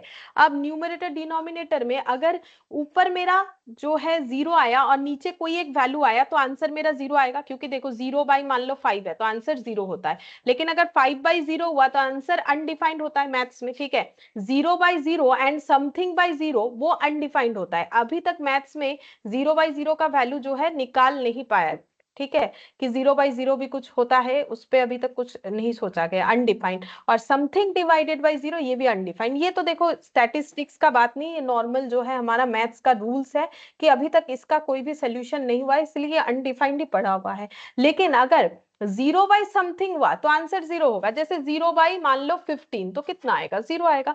तो अब मुझे अगर रिलेटिव फ्रीक्वेंसी का वैल्यू 0 कब होगा, जब मेरा नीचे का वैल्यू जो है कुछ एक रहेगा और ऊपर 0 होगा। मैंने वही लिखा है, देखो 0 बाई 0 अगर आ गया दोनों डेटा तो अनडिफाइंड, वो तो मुझे नहीं चाहिए। 0 बाई अगर वैल्यू हुआ तो 0 होगा, वैल्यू बाई 0 हुआ तो ये हम लोग डिवाइड कर ही नहीं सकते, या फिर ये भी अनडिफाइंड होगा। ठीक है, तो अगर रिलेटिव फ्रीक्वेंसी मुझे 0 चाहिए तो मेरा क्लास फ्रीक्वेंसी 0 होना चाहिए। ठीक है, क्लास फ्रीक्वेंसी अगर 0 हुआ तो 0 बाई नीचे का वैल्यू कुछ भी एक हुआ तो मुझे क्या मिल जाएगा, मुझे मिल जाएगा आंसर 0। अब देखो रिलेटिव फ्रीक्वेंसी ही अगर मेरा 0 हो गया, मतलब फ्रीक्वेंसी अगर मेरा 0 है तो फिर क्लास इंटरवल क्यों बनाए, मतलब अगर मेरा रिपीटेशन है ही नहीं तो फिर क्लास इंटरवल का तो जरूरी नहीं है क्लास बनाने का। जैसे देखो मेरे पास ऐसा कोई ऑब्जर्वेशन है 12, 15 और ये मान लो 17। ठीक है, ये ऐसा 3 ऑब्जर्वेशन है। ये मान लो 5 है, ठीक है, यहाँ पर मान लो 10 है। तो अगर मुझे ये ऑब्जर्वेशंस को अरेंज करना है तो हम कैसे अरेंज कर सकते हैं, ऐसे अरेंज कर सकते हैं। 5 अगर हम नॉर्मल करना चाहते हैं, मतलब अनग्रुप्ड में करना चाहते हैं, 5, 10, 12, 15 और 17। ठीक है, अब फ्रीक्वेंसी तो कुछ आएगा नहीं। ठीक है, फ्रीक्वेंसी कुछ नहीं आएगा, क्योंकि फ्रीक्वेंसी अगर 0 है, रिलेटिव फ्रीक्वेंसी का मतलब अगर मेरा फ्रीक्वेंसी 0 आया तब आता है जब क्लास फ्रीक्वेंसी 0 है। तो अगर मेरा कोई फ्रीक्वेंसी नहीं आ रहा है तो क्लास क्यों बनाए। अब मैंने तो ये नॉर्मल बना के दिखाया, अब अगर क्लास ही बनाते हो तो क्लास ऐसे बना सकते 5 to 10, 10 to मान लो यहाँ पर कितना हो जाएगा, 5 से 10, 5 लिया है, 10 to 15, 15 टू यहाँ पर ले लिया 20। ठीक है, अब यहाँ पर फ्रीक्वेंसी में क्या लिखोगे, कुछ भी नहीं, ना तो 5 का रिपीटेशन है ना, मतलब यहाँ 5 to 10 में ऐसा कोई भी नंबर है जो कि मतलब बहुत बार आया है, ऐसा तो नहीं है। 5 एक बार आया है, ठीक है, 12 यहाँ पर ले लोगे एक बार आया है, 15 जो है वो यहाँ पर ले लोगे एक बार आया है, 17 यहाँ पर आया है। ठीक है, इस तरीके से आ रहा है। तो बोल रहा है कि जब मेरा अगर मेरा ये फ्रीक्वेंसी ही जनरेट नहीं हो रहा है तो क्लास बना के क्या फायदा। बाई चांस अगर मेरा फ्रीक्वेंसी जनरेट नहीं होगा, जैसे कि मैंने ये ऑब्जर्वेशंस का दिखाया कि मेरा अगर रिपीटेशन नहीं है, फ्रीक्वेंसी ही अगर मेरा 0 है, क्लास का कोई फ्रीक्वेंसी है नहीं, तो उस क्लास को बनाने का कोई मतलब नहीं है। जैसे ये देखो 10 to 20 लिया तो 20 to 30, 30 to 40। ठीक है, अब मैंने यहाँ पर वैल्यू ले लिया मान लो 9। ठीक है, फिर सॉरी 9 बोल रहे हैं, यहाँ पर ले लिया मैंने मान लो 12 और ये ले लिया मान लो 29। ठीक है, तो 12 यहाँ हो जाएगा, 29 यहाँ हो जाएगा, और कोई वैल्यू नहीं है। तो अगर और कोई वैल्यू नहीं है तो ये 30 से 40 क्लास का तो कोई वैल्यू नहीं बचा। ठीक है, अगर मेरा 30 to 40 के बीच में कोई फ्रीक्वेंसी आ ही नहीं रहा है तो फिर 30 to 40 का मतलब यहाँ फ्रीक्वेंसी 1 होगा, लेकिन यहाँ फ्रीक्वेंसी जब 0 है तो फिर इस क्लास का तो कोई फायदा नहीं है। वही मैंने लिखा है, अगर फ्रीक्वेंसी 0 है तो उस क्लास का कोई फायदा नहीं है। फिर अगर मेरा ये वैल्यू मुझे 1 चाहिए, ठीक है, ये वैल्यू अगर मुझे 1 चाहिए तो ये दोनों वैल्यू इक्वल होना चाहिए। ठीक है, तो क्लास फ्रीक्वेंसी का वैल्यू और टोटल फ्रीक्वेंसी अगर बराबर होगा तो मेरा रिलेटिव फ्रीक्वेंसी का आंसर कितना आ जाएगा, 1 आ जाएगा। ये सिंपल मैथ्स है कि अगर न्यूमरेटर डिनोमिनेटर दोनों का वैल्यू बराबर हुआ, मान लो 2/2 1 होगा, 5/5 1 होगा, तो वही हम बोल रहे हैं ये भी 5 हुआ, ये भी 5 हुआ, या ये भी 15 हुआ, ये भी 15 हुआ, मतलब क्लास फ्रीक्वेंसी और टोटल फ्रीक्वेंसी अगर बराबर है, यही लिखा है मैंने, class frequency equal to total frequency अगर हो रहा है, ठीक है, तो रिलेटिव फ्रीक्वेंसी कितना आंसर आ जाएगा, 1 आ जाएगा। तो अगर क्लास फ्रीक्वेंसी और टोटल फ्रीक्वेंसी बराबर है, ठीक है, तो भी हमें क्लास बनाने का कोई मतलब नहीं है। क्लास का जो फ्रीक्वेंसी है और टोटल जो फ्रीक्वेंसी है वो बराबर है, मतलब यहाँ 10 to 20 है, ठीक है, और एक ही फ्रीक्वेंसी आ रहा है, मान लो यहाँ पर 5 है, ठीक है, तो क्लास का फ्रीक्वेंसी और यही टोटल फ्रीक्वेंसी, इसके आगे और कुछ है नहीं, तो फिर हम लोग क्लास इंटरवल बनाएं क्यों। ठीक है, अगर मेरा एक ही क्लास है तो यही हुआ ना कि टोटल फ्रीक्वेंसी और क्लास फ्रीक्वेंसी बराबर, क्लास का फ्रीक्वेंसी 5 है और यही बस आखिरी फ्रीक्वेंसी और कुछ है नहीं, टोटल फ्रीक्वेंसी भी यही है, क्योंकि और कुछ है ही नहीं तो कैसे ऐड करे, तो फिर क्लास बनाने का कोई मतलब नहीं बनता है। ठीक है, अब यहाँ पर इसका आंसर क्या बोल रहा है, ये देखो यहाँ पर मैंने क्या लिखा है, फिर रिलेटिव फ्रीक्वेंसी 0 और रिलेटिव फ्रीक्वेंसी 1 होगा, कब होता है, जब क्लास फ्रीक्वेंसी टोटल फ्रीक्वेंसी जो है इक्वल होता है तो 1 होता है, और जब क्लास फ्रीक्वेंसी 0 होता है तो रिलेटिव फ्रीक्वेंसी क्या हो जाएगा, 0 हो जाएगा। ये समझने के लिए, ठीक है, कब 0 और 1 हो सकता है। अब यहाँ पर क्या लिखा हुआ है देखो, क्वेश्चन में क्या बोला था, क्वेश्चन में बोला था relative frequency of A particular class, किसी एक क्लास का रिलेटिव फ्रीक्वेंसी कहां से कहां तक बिलोंग कर सकता है। तो अभी हम लोगों ने देखा कि इसका फ्रीक्वेंसी कहां से कहां तक बिलोंग कर सकता है। देखो इसमें माइनस वाला कोई कंसेप्ट नहीं आएगा, ठीक है, ये हटा दो, माइनस वाला कोई कंसेप्ट नहीं आता है। तो lies between 0 and 1, lies between 0 and 1 both inclusive, ये दोनों में से कोई एक आंसर होगा, ठीक है। अच्छा अब देखो कौन सा आंसर होगा हम लोग का यहाँ पर, लाइज बिटवीन 0 एंड 1 होगा। 0 और 1 के बीच होने से रिलेटिव फ्रीक्वेंसी निकल के आएगा, क्योंकि अभी हम लोगों ने देखा कि 0 और 1 होने से तो फिर फ्रीक्वेंसी का कोई मतलब नहीं है, क्लास बनने से बेकार है, क्योंकि उसमें हम लोग का क्लास एक में तो क्लास फ्रीक्वेंसी ही 0 आ रहा है, तो रिलेटिव फ्रीक्वेंसी क्या निकालोगे। और अगर टोटल फ्रीक्वेंसी और क्लास फ्रीक्वेंसी बराबर है तो वहां पर भी तो फिर ये आंसर 1 आ जाएगा, ठीक है। तो इसीलिए बोल रहा है कि इसका आंसर क्या होगा, 0 और 1 के बीच का वैल्यूज होगा, ठीक है। 0 और 1 के बीच का वैल्यूज होगा, क्योंकि 0 और 1 में जो है क्लास इंटरवल बनाने का कोई मतलब नहीं बन रहा है, ठीक है। तो इसका आंसर हम लोग का हो जाएगा, ये देखो इसका आंसर हम लोग का हो जाएगा ये वाला, लाइज बिटवीन 0 एंड 1। इंक्लूसिव का मतलब होता है 0 और 1 को लेके, 0 और 1 के बीच का नंबर और 0 और 1 को लेके, 0 और 1 लेंगे तो रिलेटिव फ्रीक्वेंसी तो आएगा ही नहीं, ठीक है। इसीलिए लाइज बिटवीन 0 एंड 1, 0 और 1 के बीच का होना चाहिए, माइनस वाला नहीं होगा। ये रेंज लिखा हुआ था बट क्यों होता है वो मैंने समझा दिया, अगर तुम लोग ये याद रख लोगे तो भी चलेगा। लाइज बिटवीन 0 एंड 1, 0 और 1 के बीच का जो मतलब वैल्यूज है उससे हम लोग रिलेटिव फ्रीक्वेंसी निकाल सकते किसी पर्टिकुलर क्लास का। 0 और 1 होने से नहीं निकाल सकते, क्योंकि वहां पर तो क्लास इंटरवल बनाना ही बेकार हो जाएगा, ठीक है। क्योंकि एक में क्लास फ्रीक्वेंसी और टोटल फ्रीक्वेंसी बराबर हो रहा है, एक पे क्लास फ्रीक्वेंसी ही 0 है, तो दोनों केस में क्लास इंटरवल बनाने का कोई मतलब नहीं बनता है। फिर बोला है mode of distribution can be obtain from, अगर हमें जो है मोड निकालना है किसी डिस्ट्रीब्यूशन से तो फिर हमें कौन सा ड्रॉ लेना चाहिए, ये सब तो ड्रॉ का नाम है ना, हिस्टोग्राम, लेस देन टाइप होगी, मोर देन टाइप होगी, फ्रीक्वेंसी पॉलीगन। तो बोलो कौन सा जो है मोड के लिए हमें हेल्प करता है। मोड अगर कैलकुलेट करना है, ड्रॉ करके दिखाना है मोड को, तो फिर कौन सा डायग्राम लेना चाहिए। देखो मैंने बता दिया है इंपॉर्टेंट क्या क्या पढ़ना है, बाकी देखो पढ़ना नहीं पढ़ना तुम लोगों के हाथों में है ना। देखो हम फिर से दिखा सकते हैं ज्यादा से ज्यादा, इससे ज्यादा तो कुछ नहीं कर सकते। ये देखो यहाँ पर लिखा हुआ है, ये रहा मोड, ठीक है। मोड निकालना है, इस ये हिस्टोग्राम है, ठीक है। अब ये सब तो याद रखना पड़ेगा, ये हिस्टोग्राम है, ये देखो यहाँ पर हिस्टोग्राम, हिस्टोग्राम या फिर एरिया डायग्राम, तो ये सब लिखा हुआ है, मैंने बोल भी दिया, इंपॉर्टेंट है। आज भी शायद ये लेके 3 बार ये वाला ड्रॉ हम दिखा रहे हैं, ठीक है। तो ये हो जाएगा हम लोग का मोड, ठीक है। मोड क्या हो जाएगा, histogram. Median of distribution can be obtain from, median आज पढ़ा, मीडियन जो है कौन से वाले ड्रॉ से हम लोग निकाल सकते हैं, हिस्टोग्राम से तो नहीं, अभी हिस्टोग्राम तो मोड के लिए एप्लीकेबल था, ठीक है। Frequency polygon, less than type, ogives, ठीक है। तो इसका आंसर होना चाहिए ऑगिव्स, लेस देन टाइप भी नहीं होना चाहिए मेरे हिसाब से, इसका आंसर होना चाहिए ऑगिव्स। और ये देखो मीडियन हम लोगों ने देखा था, लेस देन टाइप और मोर देन टाइप ऑगिव जब एक दूसरे को कट करेगा, वहां से जब हम लोग एक परपेंडिकुलर ड्रॉ करेंगे, आज ही सीखा, लास्ट यही वाला सीखा, ठीक है। तो हमें क्या मिलता है, मीडियन, ये देखो दिख रहा होगा मीडियन, यहाँ पर हम इसको कोट कर देते हैं, ये देखो मीडियन, ठीक है। ये मीडियन के लिए होता है, आज ही पढ़ा ये वाला हम लोगों ने। तो मीडियन डिस्ट्रीब्यूशन को कैसे हम लोग बना सकते हैं, ऑगिव के थ्रू से, सिर्फ लेस देन नहीं, लेस देन और मोर देन दोनों मिला के। तो इसमें परफेक्ट ये होगा, देखो फ्रीक्वेंसी पॉलीगन भी नहीं होगा, हिस्टोग्राम भी नहीं होगा, नन ऑफ दिस भी नहीं होगा। इसका answer more than and less than type ogive होगा, बट यहाँ सिर्फ लेस देन दिया है, जो कि देने का तरीका ही गलत है मेरे हिसाब से। यहाँ पर देना चाहिए या तो सिर्फ ऑगिव दे दो या फिर दोनों को दे दो, तो इसका आंसर ऑगिव होगा, ठीक है। आज मतलब आई होप कि एग्जाम में ऐसा नहीं देगा, ठीक है, उसमें सही लिखा हुआ रहेगा। फिर नेक्स्ट देखते हैं 57। 57 में क्या बोला है, comparison among the class frequency is possible only in frequency polygon, histogram, ogive, A और बी, ठीक है। तो क्लास फ्रीक्वेंसीज का जो कंपैरिजन है वो कौन से वाले ड्रॉ में पॉसिबल है, ये हमें बताना है, ठीक है। तो ऑब्वियसली वो हिस्टोग्राम में पॉसिबल है क्लास फ्रीक्वेंसीज का जो है कंपैरिजन, क्यों देख लो, हिस्टोग्राम, ठीक है। हिस्टोग्राम में अभी हम लोगों ने देखा ये क्या है, ये सब फ्रीक्वेंसीज ही तो है। ये जब मैंने ड्रॉ करना सिखाया था तो कैसे सिखाया था, ये देखो ये 43.5 लिखा हुआ था, इसके अगेंस्ट में क्लास लेंथ कितना है, 5 है, फ्रीक्वेंसी कितना है, 3। यहाँ क्या प्लॉट होता है, फ्रीक्वेंसी, ये देखो 3 यहाँ प्लॉट हो गया, ठीक है। इसके बाद 48.5, इसमें फ्रीक्वेंसी कितना है, 4, तो ये देखो 4 यहाँ पर 4 जो है थोड़ा सा ये यहाँ पर जाएगा, ये 4 प्लॉट हुआ, ऐसे करके ये 5, इसके बाद ये 5, ये 7, ठीक है, ये 9 और इधर हो जाएगा हम लोग का 8।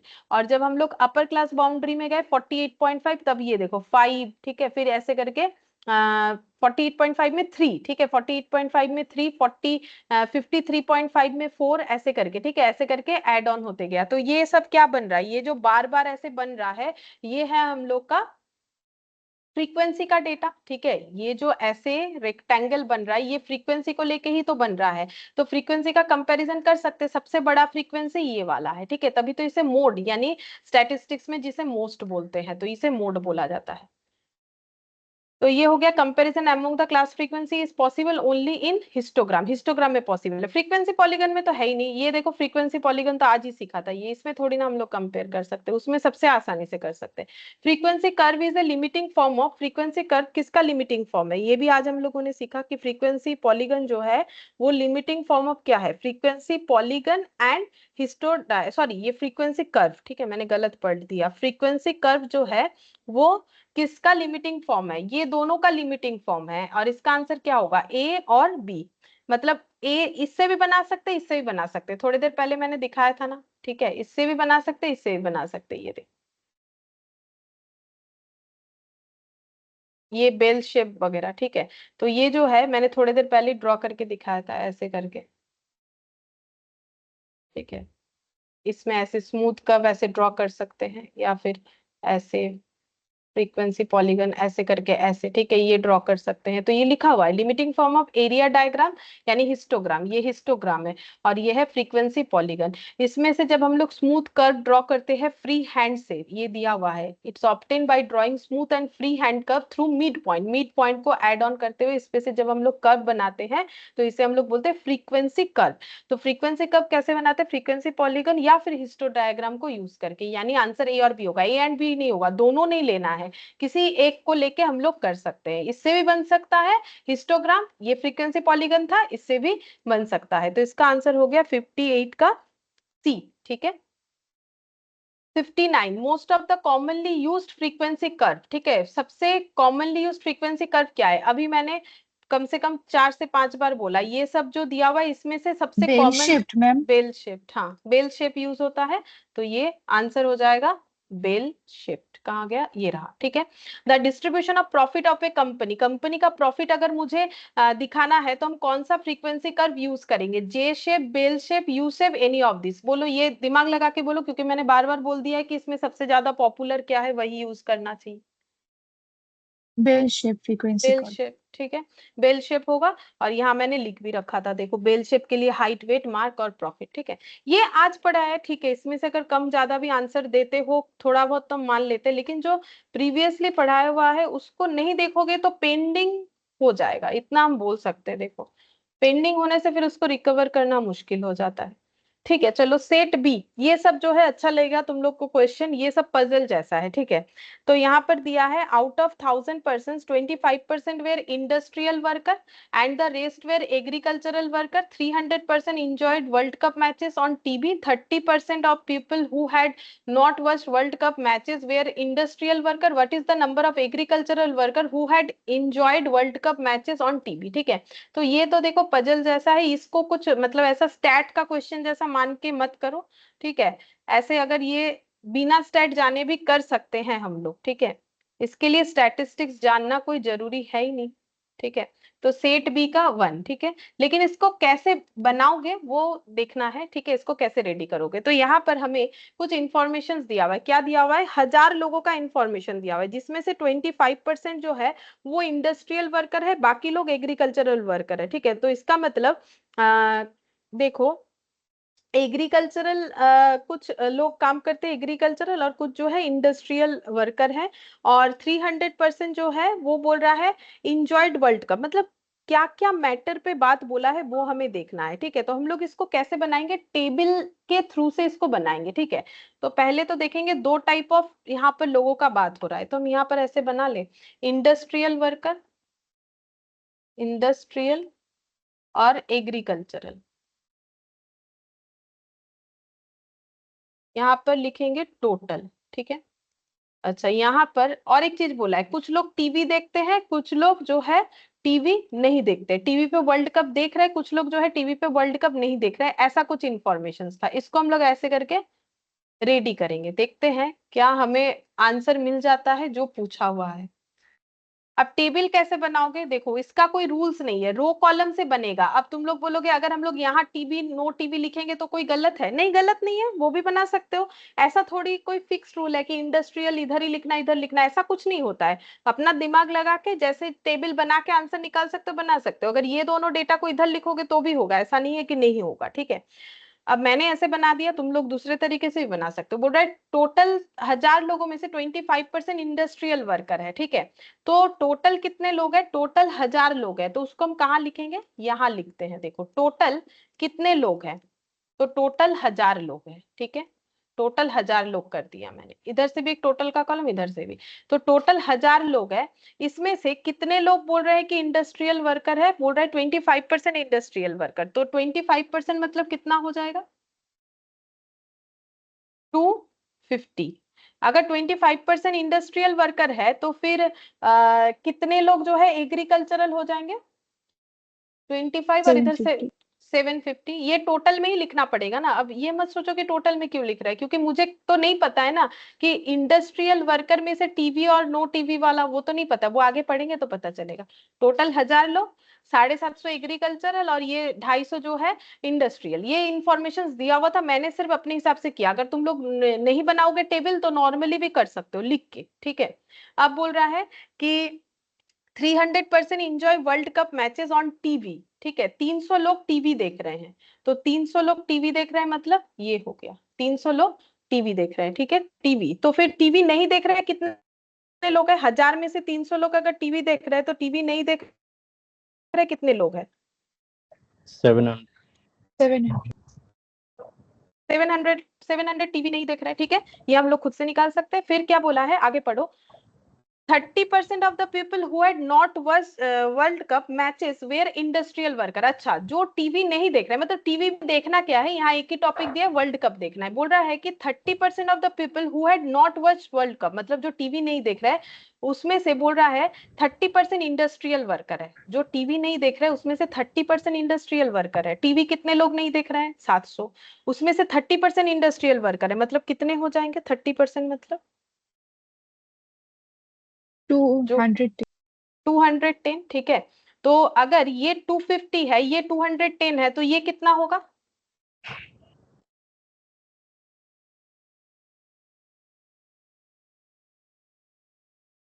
ये भी हम बताएं।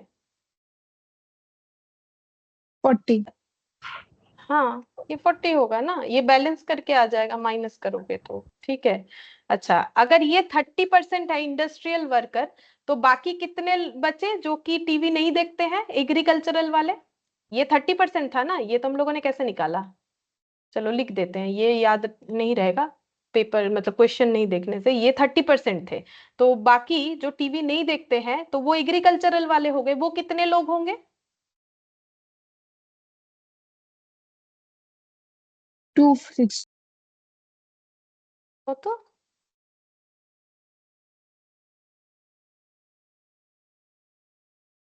ये 700 का अगर এগ্রিকালচারে ये তো ম্যাম টিভি দেখছি এগ্রিকালচারাল, এটা তো নো टीवी, এটা টিভির কলাম নয় তো। हम ये पूछ रहे हैं कि 700 में से अगर 30% टीवी नहीं देख रहे हैं तो वो इंडस्ट्रियल वर्कर है, तो बाकी भी तो टीवी, ये टोटल तो नो। 490 हाँ, तो फिर यही तो पूछ रहे हैं। तो 700 का ये 30 है तो ये कितना हो जाएगा, 70, तभी तो 490 होगा। ये 490 है तो ये कितना होगा, क्योंकि ये दोनों कॉलम का टोटल 750 है।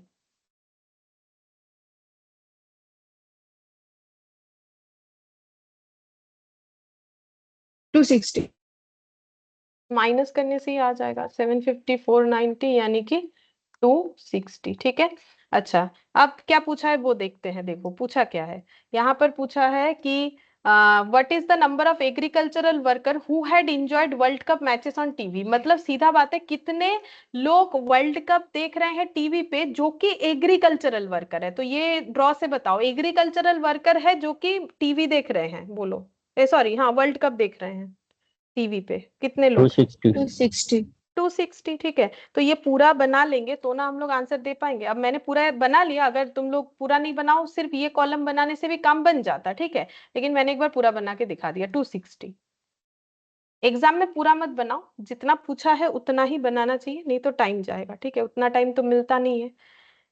अच्छा, फिर नेक्स्ट बोल रहा है, a sample study of the people of an area revealed that total number of women were 40% and the percentage of coffee drinker were 45 as a whole and percentage of male coffee drinker was 20%। ये सब percent में ही दिया है। What was the percentage of female non coffee drinker. अच्छा, तो इसका भी हम लोग टेबल बनाएंगे। तो हमें क्या क्या डेटा है, मेल फीमेल और कॉफी पीते हैं और कॉफी नहीं पीते हैं, ये कुछ इंफॉर्मेशन है, ठीक है।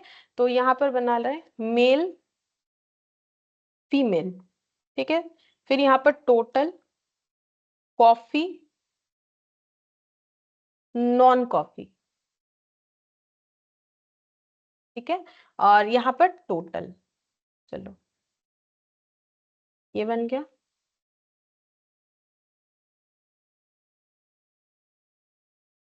अच्छा, अब पढ़ते हैं।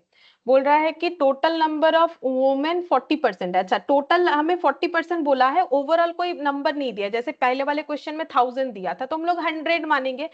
100 में से 40% वुमेन है, पहले ये देखते हैं। तो टोटल कितने लोगों पे सर्वे हुआ है, 100 लोगों पे। 100 में से वुमेन कितने परसेंट है, 40%, यानी 40, ठीक है। तो फिर मेल कितने हो जाएंगे, 100 में से 40% फीमेल है तो मेल कितने हैं, 60, ठीक है। अच्छा, अब नेक्स्ट देखो, यहाँ पर बोला है सैंपल स्टडी ये हो गया, and the percentage of coffee drinker were 45 as a whole. Total 45% लोग कॉफी पीते हैं, तो कॉफी जो पीते हैं टोटल 45% टोटल।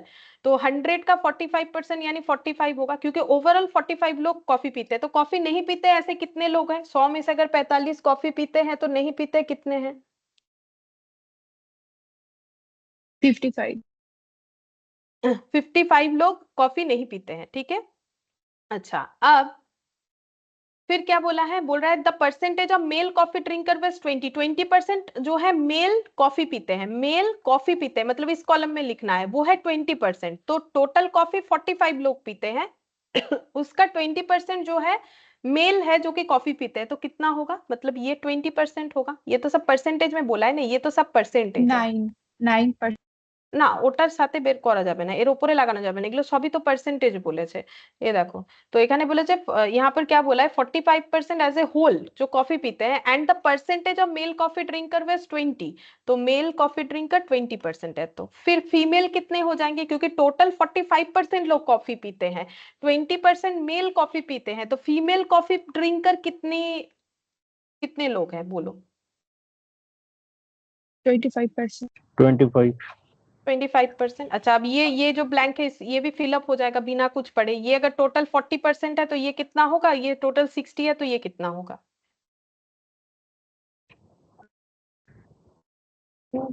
मेल 40 और 40% और ये वाला 15. 15%, ठीक है। अब देखो क्या पूछा है, देखते हैं क्वेश्चन क्या पूछा है। What was the percentage of female non coffee drinkers, बोलो female non coffee drinks, female मतलब ये वाला कॉलम, नॉन कॉफी ड्रिंकर्स मतलब ये वाला, बोलो क्या आंसर होगा। 15%. 40%। 15%, ये वाला 15%, ठीक है, हो गया। आंसर आया हम लोग का बी, ऑप्शन बी, ठीक। अच्छा, फिर क्वेश्चन नंबर 3 देखते हैं क्या बोला है। बोल रहा है cost of sugar in a month under the heads raw material labour direct production and other were this one, ठीक है। What is the difference between the central angles for largest and smallest component of the cost of sugar, ठीक है। अच्छा, तो देखो क्या बोल रहा है कि सुगर मैन्युफैक्चर किया है किसी एक मंथ में, ठीक है, जहां पर बोल रहा है कि खर्चा क्या क्या आया, raw material, labour, direct production का खर्चा और अदर खर्चा मिला के कितना आया, 12 रुपया, 20 रुपया, 35 रुपया, 23 रुपया, मिला के कुछ एक आया होगा, ठीक है। अब टोटल करने से पता चलेगा। 3 + 2 5 5 5 10 0 हाथ में बचा 1 1 2 + 1 3 3 6 7 8 9 90 आ रहा है क्या, देखो तो 90 आ रहा है कि नहीं, 90 आ रहा है। अच्छा 90 है। ठीक है। अब बोला है कि What is the difference between the central angles for the largest and smallest component of the cost of sugar? अब ये cost of sugar में largest और smallest कौन सा component है, मतलब value कौन सा है? 35 और 12 रॉ मटेरियल Largest और ये direct. लार्जेस्ट और ये स्मॉलेस्ट, Smallest. ठीक है। अब ये लार्जेस्ट और स्मॉलेस्ट कंपोनेंट निकालिए। अब हमें क्या करना है, हमें डिफरेंस निकालना है इन दोनों के बीच का, लेकिन इन दोनों का सिर्फ डिफरेंस नहीं कि 35 और 12 का निकाल लिया, बोला इनके सेंट्रल एंगल का। तो एंगल हम लोग कहाँ पढ़े थे, बोलो एंगल कहाँ पढ़े थे?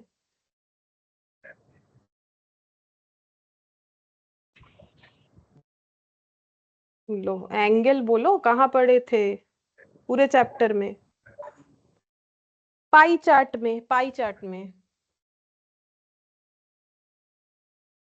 पाई चार्ट में एंगल पढ़े थे, ठीक है। पाई चार्ट एक ऐसा ड्रॉ है जहां पर एंगल का यूज होता है, ठीक है। तो मुझे क्या करना है, ये 35 का एंगल निकालना है, कितना होगा, 12 का एंगल निकालना है, कितना होगा, फिर दोनों का डिफरेंस निकालना पड़ेगा, ठीक है। अच्छा तो देखो कैसे होगा, भूल जा रहे हो तुम लोग सब कुछ। तो यहाँ पर लिख रहे हैं सेगमेंट, ठीक है। क्या क्या सेगमेंट है, raw material, labour, production, other production ना एक क्या था और एक अदर था, ठीक है। मैंने ऐसे शॉर्ट में लिख दिया। वैल्यूज 12, 20, 35 और कितना था, शायद 23 था, ठीक है। हाँ 90 आ गया। अब मुझे क्या निकालना है, सेगमेंट का एंगल, और कौन सा का निकालेंगे, ये 12 वाला निकाल लेंगे, ये 35 वाला निकाल लेंगे, और दोनों का डिफरेंस निकालेंगे। कैसे निकालना था एंगल, पूरे सेगमेंट का टोटल लेना है, और यहाँ पर हो गया 12 इंटू 360 डिग्री। ये लॉजिक क्या था, फिर एक बार बता देते, देखो याद रखते हो कि नहीं। यहाँ पर देखो 360 डिग्री मतलब पूरा सर्कल, पूरा सर्कल का वैल्यू 90 से रिप्रेजेंट करेंगे, क्योंकि ये पूरे 90 टोटल वैल्यू को मुझे सर्कल में दिखाना है। तो 1 equal to 90 equal to 360 degree, ऐसे लिखना पड़ेगा ना यूनिटरी मेथड में। 1 equal to 360 degree by 90, then 12 equal to कितना होगा, 360 डिग्री डिवाइडेड बाई 90 इंटू 12। अब 35 का कैसे निकालेंगे, सेम इसी तरीके से। यहाँ पर हो जाएगा 360 डिग्री, यहाँ पर हो गया 90 और यहाँ पर हो गया 35। अब कैलकुलेट करके देखना पड़ेगा, देखो कितना आता है। तो 48 आएगा। Raw materials 48. और ये वाला 140 degree. 140। अब ये दोनों का डिफरेंस निकालो कितना होता है, 140 और 48 का डिफरेंस ही तो पूछा है। 92. 92 डिग्री, ठीक है। देखो हाँ 92 डिग्री। देखो अब इसीलिए हम बोल रहे थे स्टार्टिंग में, यार समझ के पढ़ना क्यों जरूरी है, क्योंकि अगर हम लोगों को ये याद नहीं रहेगा कि डिग्री कहाँ यूज हुआ था, इसका मतलब क्या है, तो फिर कोई भी क्वेश्चन देखो ऐसा ये ना, मतलब बचपन वाला पढ़ाई नहीं है कि फिक्स ये पढ़ के चले गए हो जाएगा, नहीं होगा, ठीक है। बहुत ज्यादा डेप्थ में पढ़ना है। फिर देखो the number of accident for 7 days in a locality are given below. 7 दिन में लोकेलिटी में क्या क्या एक्सीडेंट हुआ है, कितने कितने एक्सीडेंट हुआ है, बोल रहा है कि 0 एक्सीडेंट हुआ है ऐसा 15 बार हुआ है, 1 एक्सीडेंट हुआ है ऐसा 19 टाइम्स हुआ है, 2 एक्सीडेंट हुआ है ऐसे 22 टाइम्स हुआ है, ऐसे करके 7 days का हमें एक्सीडेंट्स का डिटेल्स दे रखा है। अब बोल रहा है what is the number of cases when 3 और लेस एक्सीडेंट ऑकर्ड। ये बहुत ही आसान है, बोलो 3 से कम एक्सीडेंट हुआ है, 3 या 3 से कम एक्सीडेंट हुआ है, ऐसे कितने दिन थे, देख के ही बताना है, 3 या 3 से कम।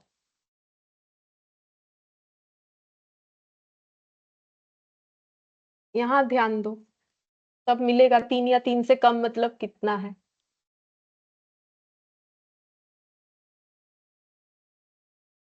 अगर 0 एक्सीडेंट है तो क्या वो 3 या 3 से कम है कि ज्यादा है? 3 से कम. कम है। तो 3 से कम कहाँ तक जाएगा, 0, 1, 2, 3, 4, 5, 6 कहाँ तक कवर होगा, 0 से लेके 3 तक। 3 तक कवर होगा, ठीक है। ये हो गया नंबर ऑफ एक्सीडेंट 3 और व्हेन 3 और लेस, ठीक है, 3 और लेस एक्सीडेंट्स, ठीक है। अब बोला है कितने बार ऐसा हुआ है, नंबर ऑफ केसेस, तो 0 टाइम्स हुआ है 15, 19, 22 और 31, ऐड कर लो आंसर मिल जाएगा। 87. 87 आ रहा है, हाँ जितना आएगा उतना 87, ठीक है। तो फोर्थ का आंसर हो जाएगा। अच्छा किसी का शायद अनम्यूट हो गया है, थोड़ा म्यूट कर लो ना, नहीं तो रिकॉर्डिंग में आ जाएगा सारा आवाज। 87 हो जाएगा, ये हो गया, ठीक है। 5th नंबर देखो क्या बोल रहा है।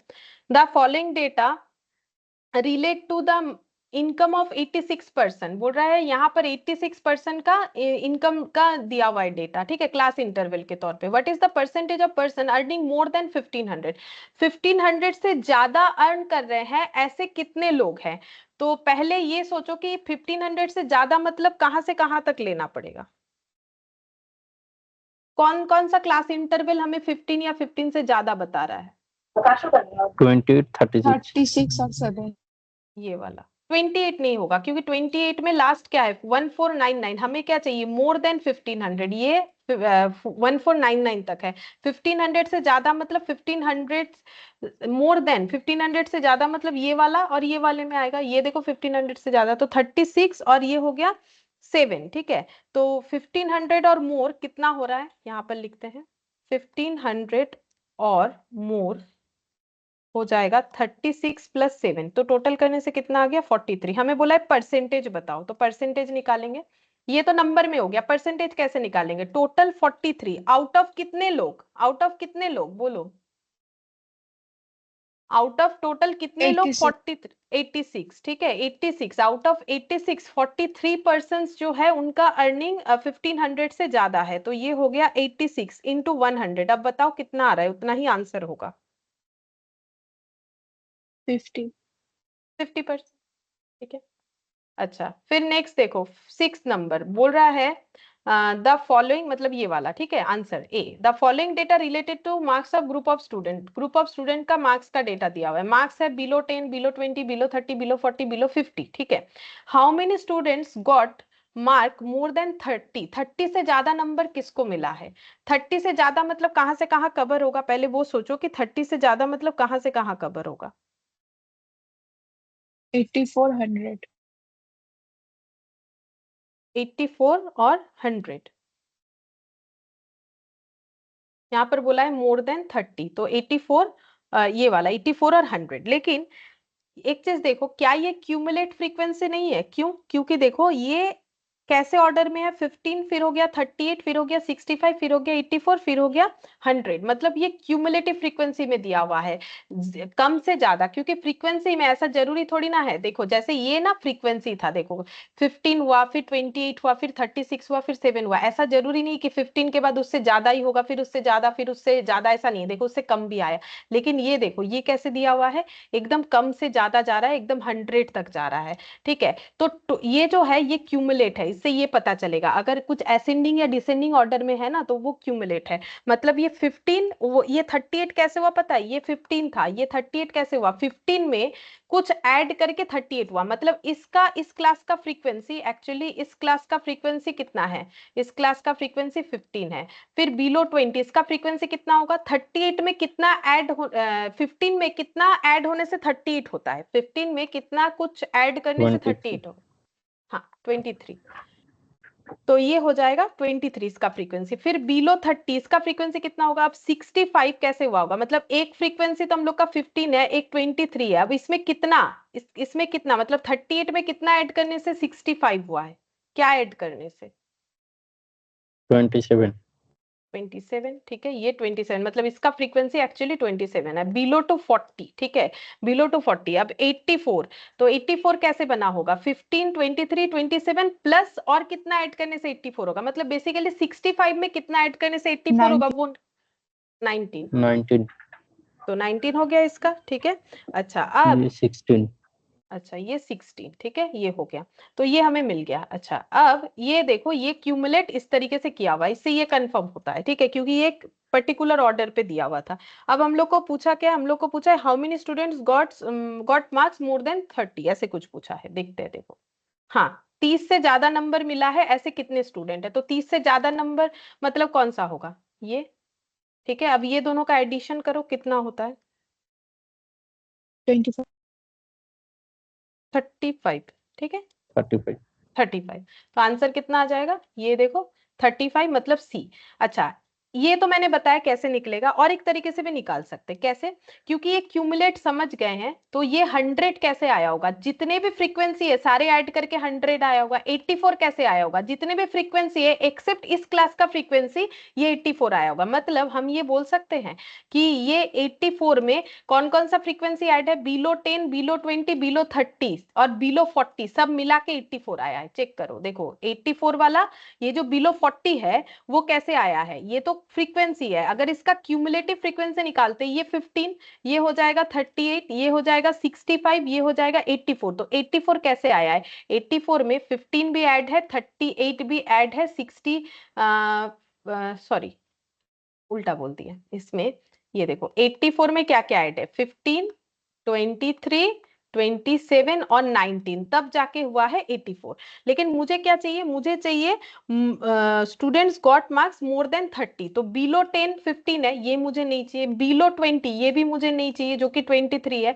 बिलो 30 ये भी मुझे नहीं चाहिए। और ये जो 19 है ये बिलो 40 है, तो बिलो 40 तो मोर देन 30 हुआ, तो ये मुझे चाहिए। अब ये 100 कैसे आया होगा, 100 में भी 15, 23, 27, 19 और 16 ऐड करके 100 आए, जिसमें से मुझे 15 नहीं चाहिए, 23 नहीं चाहिए, 27 नहीं चाहिए, 19 पहले कवर हो गया, तो मुझे 16 चाहिए। तो उस हिसाब से मैंने ऐड करके दिखा है। अब इसको डायरेक्टली कैसे कर सकते हैं हम लोग, 100 माइनस 65 कर दो तो आंसर आ जाएगा। ये देखो 35। अब इसका लॉजिक क्या हुआ, 100 में तो मेरे पास सारा डेटा है, सारा 100 मेरा कैसे आया, सब मिला के आया।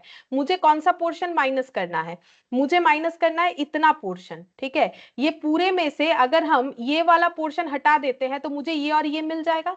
देखो ये पूरे में से अगर हम इतना पोर्शन हटा देते हैं तो मुझे ये और ये मिल जाएगा। तो पूरा मतलब 100, और ये जो स्क्वायर वाला पोर्शन मतलब 65, ठीक है। इसलिए 100 माइनस 65 करोगे तो भी आंसर आ जाएगा, ठीक है। अब जैसा करना चाहो कर सकते हो, जैसा ठीक लगे कर सकते हो, ठीक है। तो शॉर्टकट तो वही है, 100 माइनस 65 कर दोगे तो आंसर आ जाएगा। ये देखो, ठीक है। बाकी डिटेल्स में मैंने बोल दिया क्यों वो माइनस करने से होगा। अब तुम लोग अपना एक एक फ्रीक्वेंसी निकाल के कर सकते हो, ठीक है। अच्छा, अगर ये समझ में आ गया तो 7th वाला बोलो, सेम उसी तरीके का है, बस थोड़ा सा अलग पूछा गया है यहाँ पर, ठीक है। बोल रहा है कि find the number of observation between 250 and 300 from the following data. 250 से लेके 300 के बीच का हमें क्या निकाल के देना है, ऑब्जर्वेशंस निकाल के देना है। वैल्यू क्या क्या है, more then 200, more than 250, more than 300, more than 350, 56, 38, 15, 0। ये देखो ये भी हमारा क्यूमुलेटिव फ्रीक्वेंसी, क्योंकि 56 से स्टार्ट हुआ, धीरे धीरे कम होते गया। ये क्या है, मोर देन टाइप फ्रीक्वेंसीज है, ठीक है। नंबर ऑफ ऑब्जर्वेशन ये दिया हुआ है, हम लोग को ये फाइंड आउट करके बताना है कि 250 से लेके 300 के बीच का क्या क्या, कितने सारे ऑब्जर्वेशन है।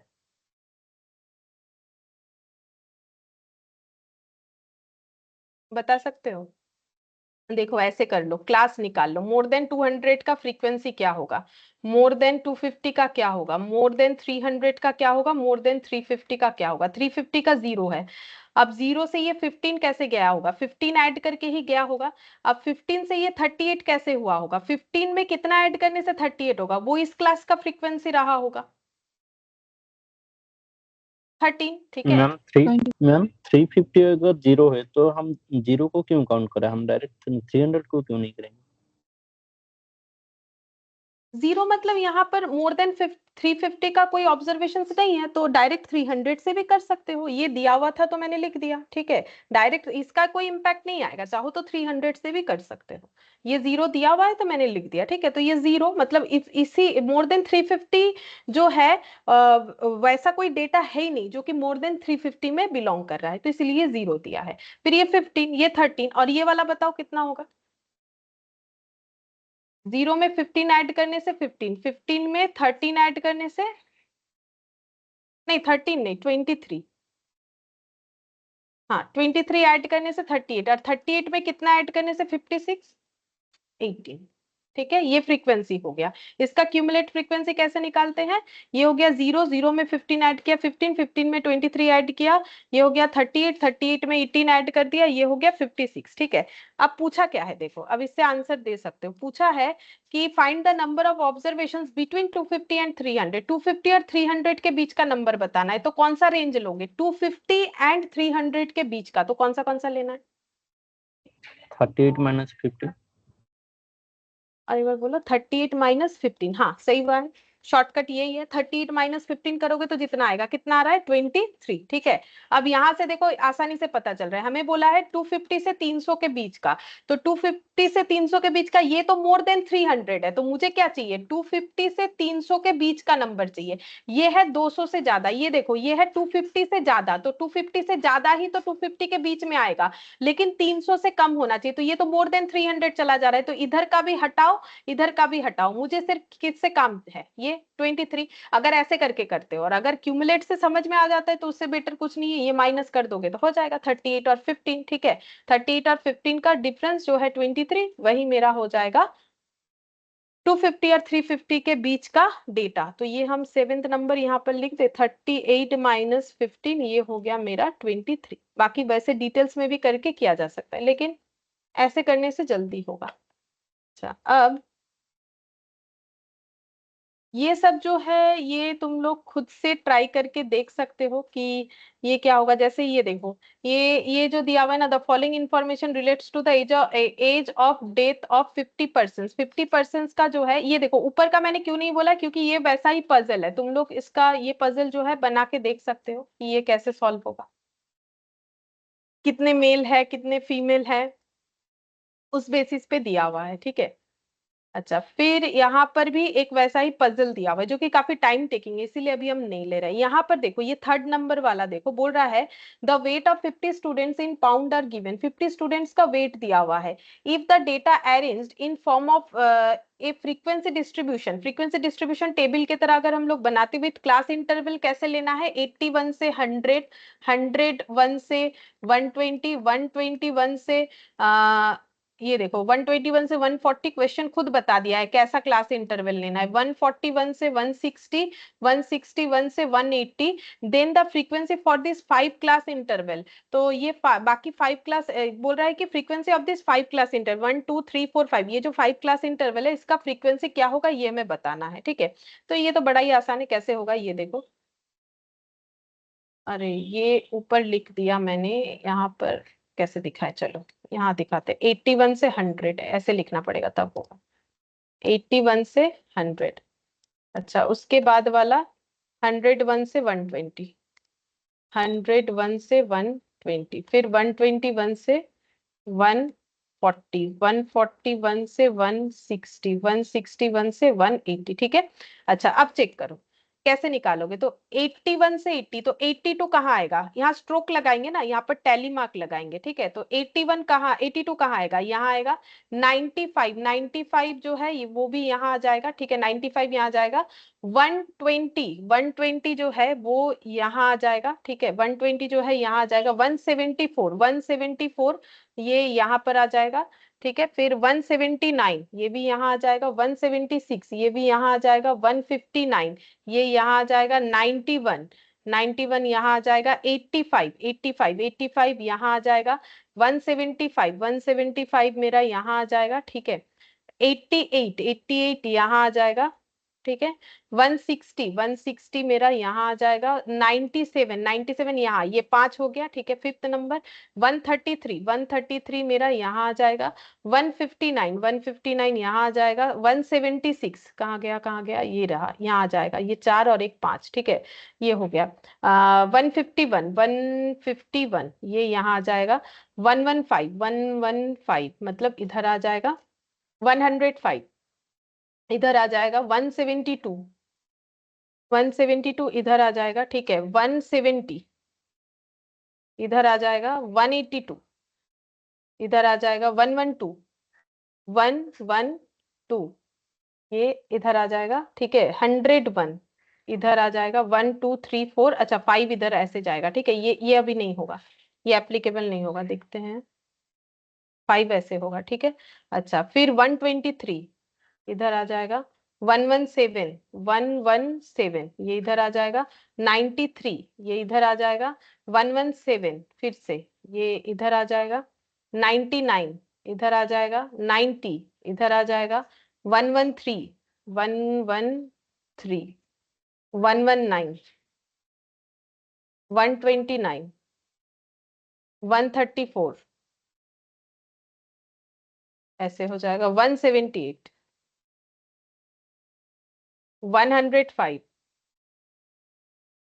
ये हो गया 147, ऐसे 107, 155, 157, 98, 117, कहाँ गया 117, ठीक है, 95, 5, ठीक है, 135, 135, 141, ये इधर आ जाएगा, 135, 175, 175 इधर आ जाएगा, 97, 97, 97 इधर आ जाएगा, हाँ 160 इधर आ जाएगा, 168 ये आ गया 5, 144 ये हो गया, 175 ये ऐसे हो गया, ठीक है, तो ये हो गया 5 5 10 + 1 11, 5 5 6 7 8, ये हो गया 5 + 1 6, ये हो गया 5 और 4 9, ये हो गया 5 5 10 और 1 11। पता नहीं ठीक हुआ है कि नहीं, क्योंकि ये तो देखो मतलब ऑब्जर्वेशन का बात है, थोड़ा जल्दी किए तो मुझे तो दिख नहीं रहा है कहीं से भी मैच हो रहा है। 11 8 6 ऐसे आ रहा है, 11 8 6 9 11 मेरा ऐसे आया है। और यहाँ पर एक ये 12 8 7, मुझे लगता है ऑप्शन बी होगा, शायद मेरा थोड़ा गड़बड़ हो गया है, देखते हैं ऑप्शन क्या है। सेट सी का क्वेश्चन नंबर आई थिंक 3 है, डी, क्वेश्चन नंबर 3, हाँ 3 डी ऑप्शन है, डी, मतलब 12 12 6 9 11। अच्छा, मेरा 6 आया है, 9 आए, 11 आए, ये 12 होगा, ये भी 12 होगा, तो 5 5 10, ओ हाँ 5 5 10 और 2 12 ही तो है, मैंने गलत लिखा है, 5 5 10 और 1 11। अच्छा ये 12 होगा, तो कुछ एक मिस हो गया होगा, 12 12 6 9 11। तो ये टैली मार्क था, आसान था, इसमें तो कुछ है नहीं, बस ऑब्जर्व करके तुम लोग को लिखना है, क्लास इंटरवल वगैरह सब बता दिया है, तो ऑप्शन डी मेरा मैच हुआ है। बस ये 12 नहीं मैच हुआ है, तो ये शायद कुछ छूट गया होगा डेटा, या फिर मैंने काउंटिंग में गलत किया होगा, बाकी देखो हमारा सारा मैच हुआ है। तो इस तरीके से ये वाला करना था, तो ये मेरे यहाँ से देख के कोई फायदा नहीं होगा, तुम लोग अपने से कॉपी में लिख के करके देख सकते हो कि क्या आंसर आ रहा है, ठीक है।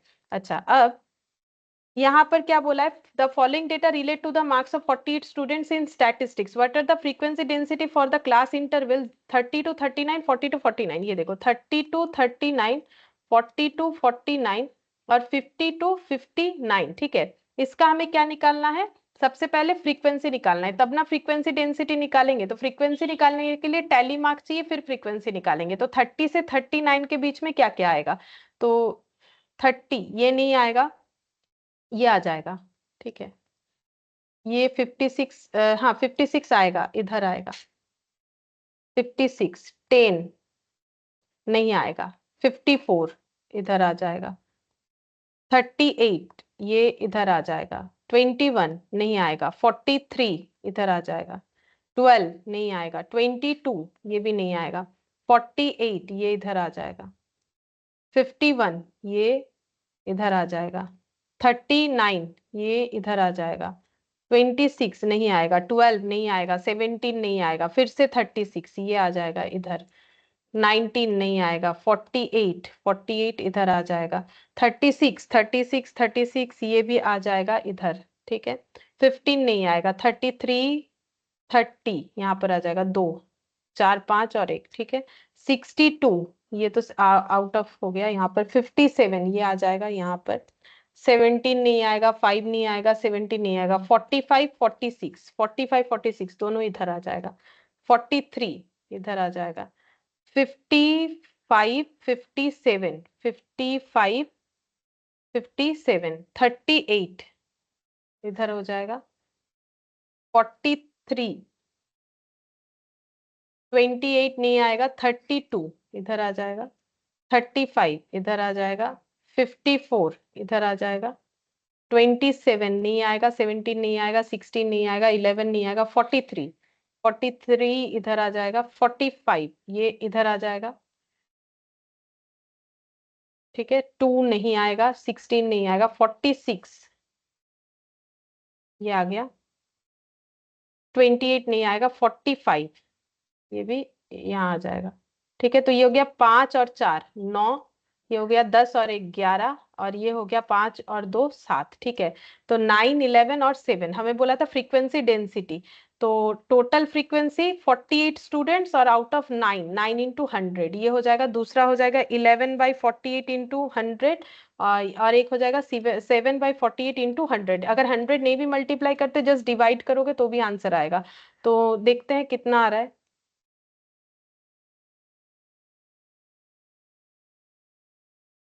9/48। ऑप्शन जीरो, ऑप्शन सी, हाँ ये देखो 0.1875, ये पहला बार आ रहा है, मतलब ऑप्शन सी हो जाएगा। तो 4 का आंसर ऑप्शन सी हो गया। हाँ 4 का इन्होंने डी दे रखा है। नहीं, सी होगा, ठीक है, डी नहीं होगा, सी होगा, वो गलत दे रखा है। हाँ ये थोड़ा सा आंसर में गलत है, ठीक है, ऑप्शन सी होगा। और हो सकता है कि तुम लोग के पास अभी जो पीडीएफ है उसमें शायद सही कर दिया हो, ये थोड़ा सा गलत था। ये सी ही होगा, ठीक है, इसमें जो भी निकालोगे सी आंसर आएगा। अच्छा, अब ये 5th नंबर भी तुम लोग ये खुद से कर सकते हो। क्लास इंटरवल इतना इतना है, percentage of frequencies of 5 class interval, तो ये 5 क्लास इंटरवल का 1 2 3, अच्छा और भी 2 लेना है। 5 क्लास इंटरवल लेना है, टैली मार्क करके फ्रीक्वेंसी निकालोगे, फिर क्या चेक करना है, परसेंटेज फ्रीक्वेंसी निकालना है for the last 5 class interval. अच्छा, लास्ट 5 क्लास इंटरवल का निकालना है। क्लास इंटरवल कहाँ से कहाँ तक जाएगा, 31 से 33 बोला है, तो 34 से 36, 37 से 39, इसके बाद चला जाएगा 40 से कितना जाएगा यहाँ पर 42, ठीक है। देखो सबसे बिगेस्ट डेटा जितना है उतने तक जाना चाहिए, तो इसमें सबसे बिगेस्ट डेटा कौन सा है, ये 3 4 4 3 3 4 4 4 4 4 5 5 दिखा, 5 5 51। अच्छा, अभी तक सबसे बिगेस्ट 59,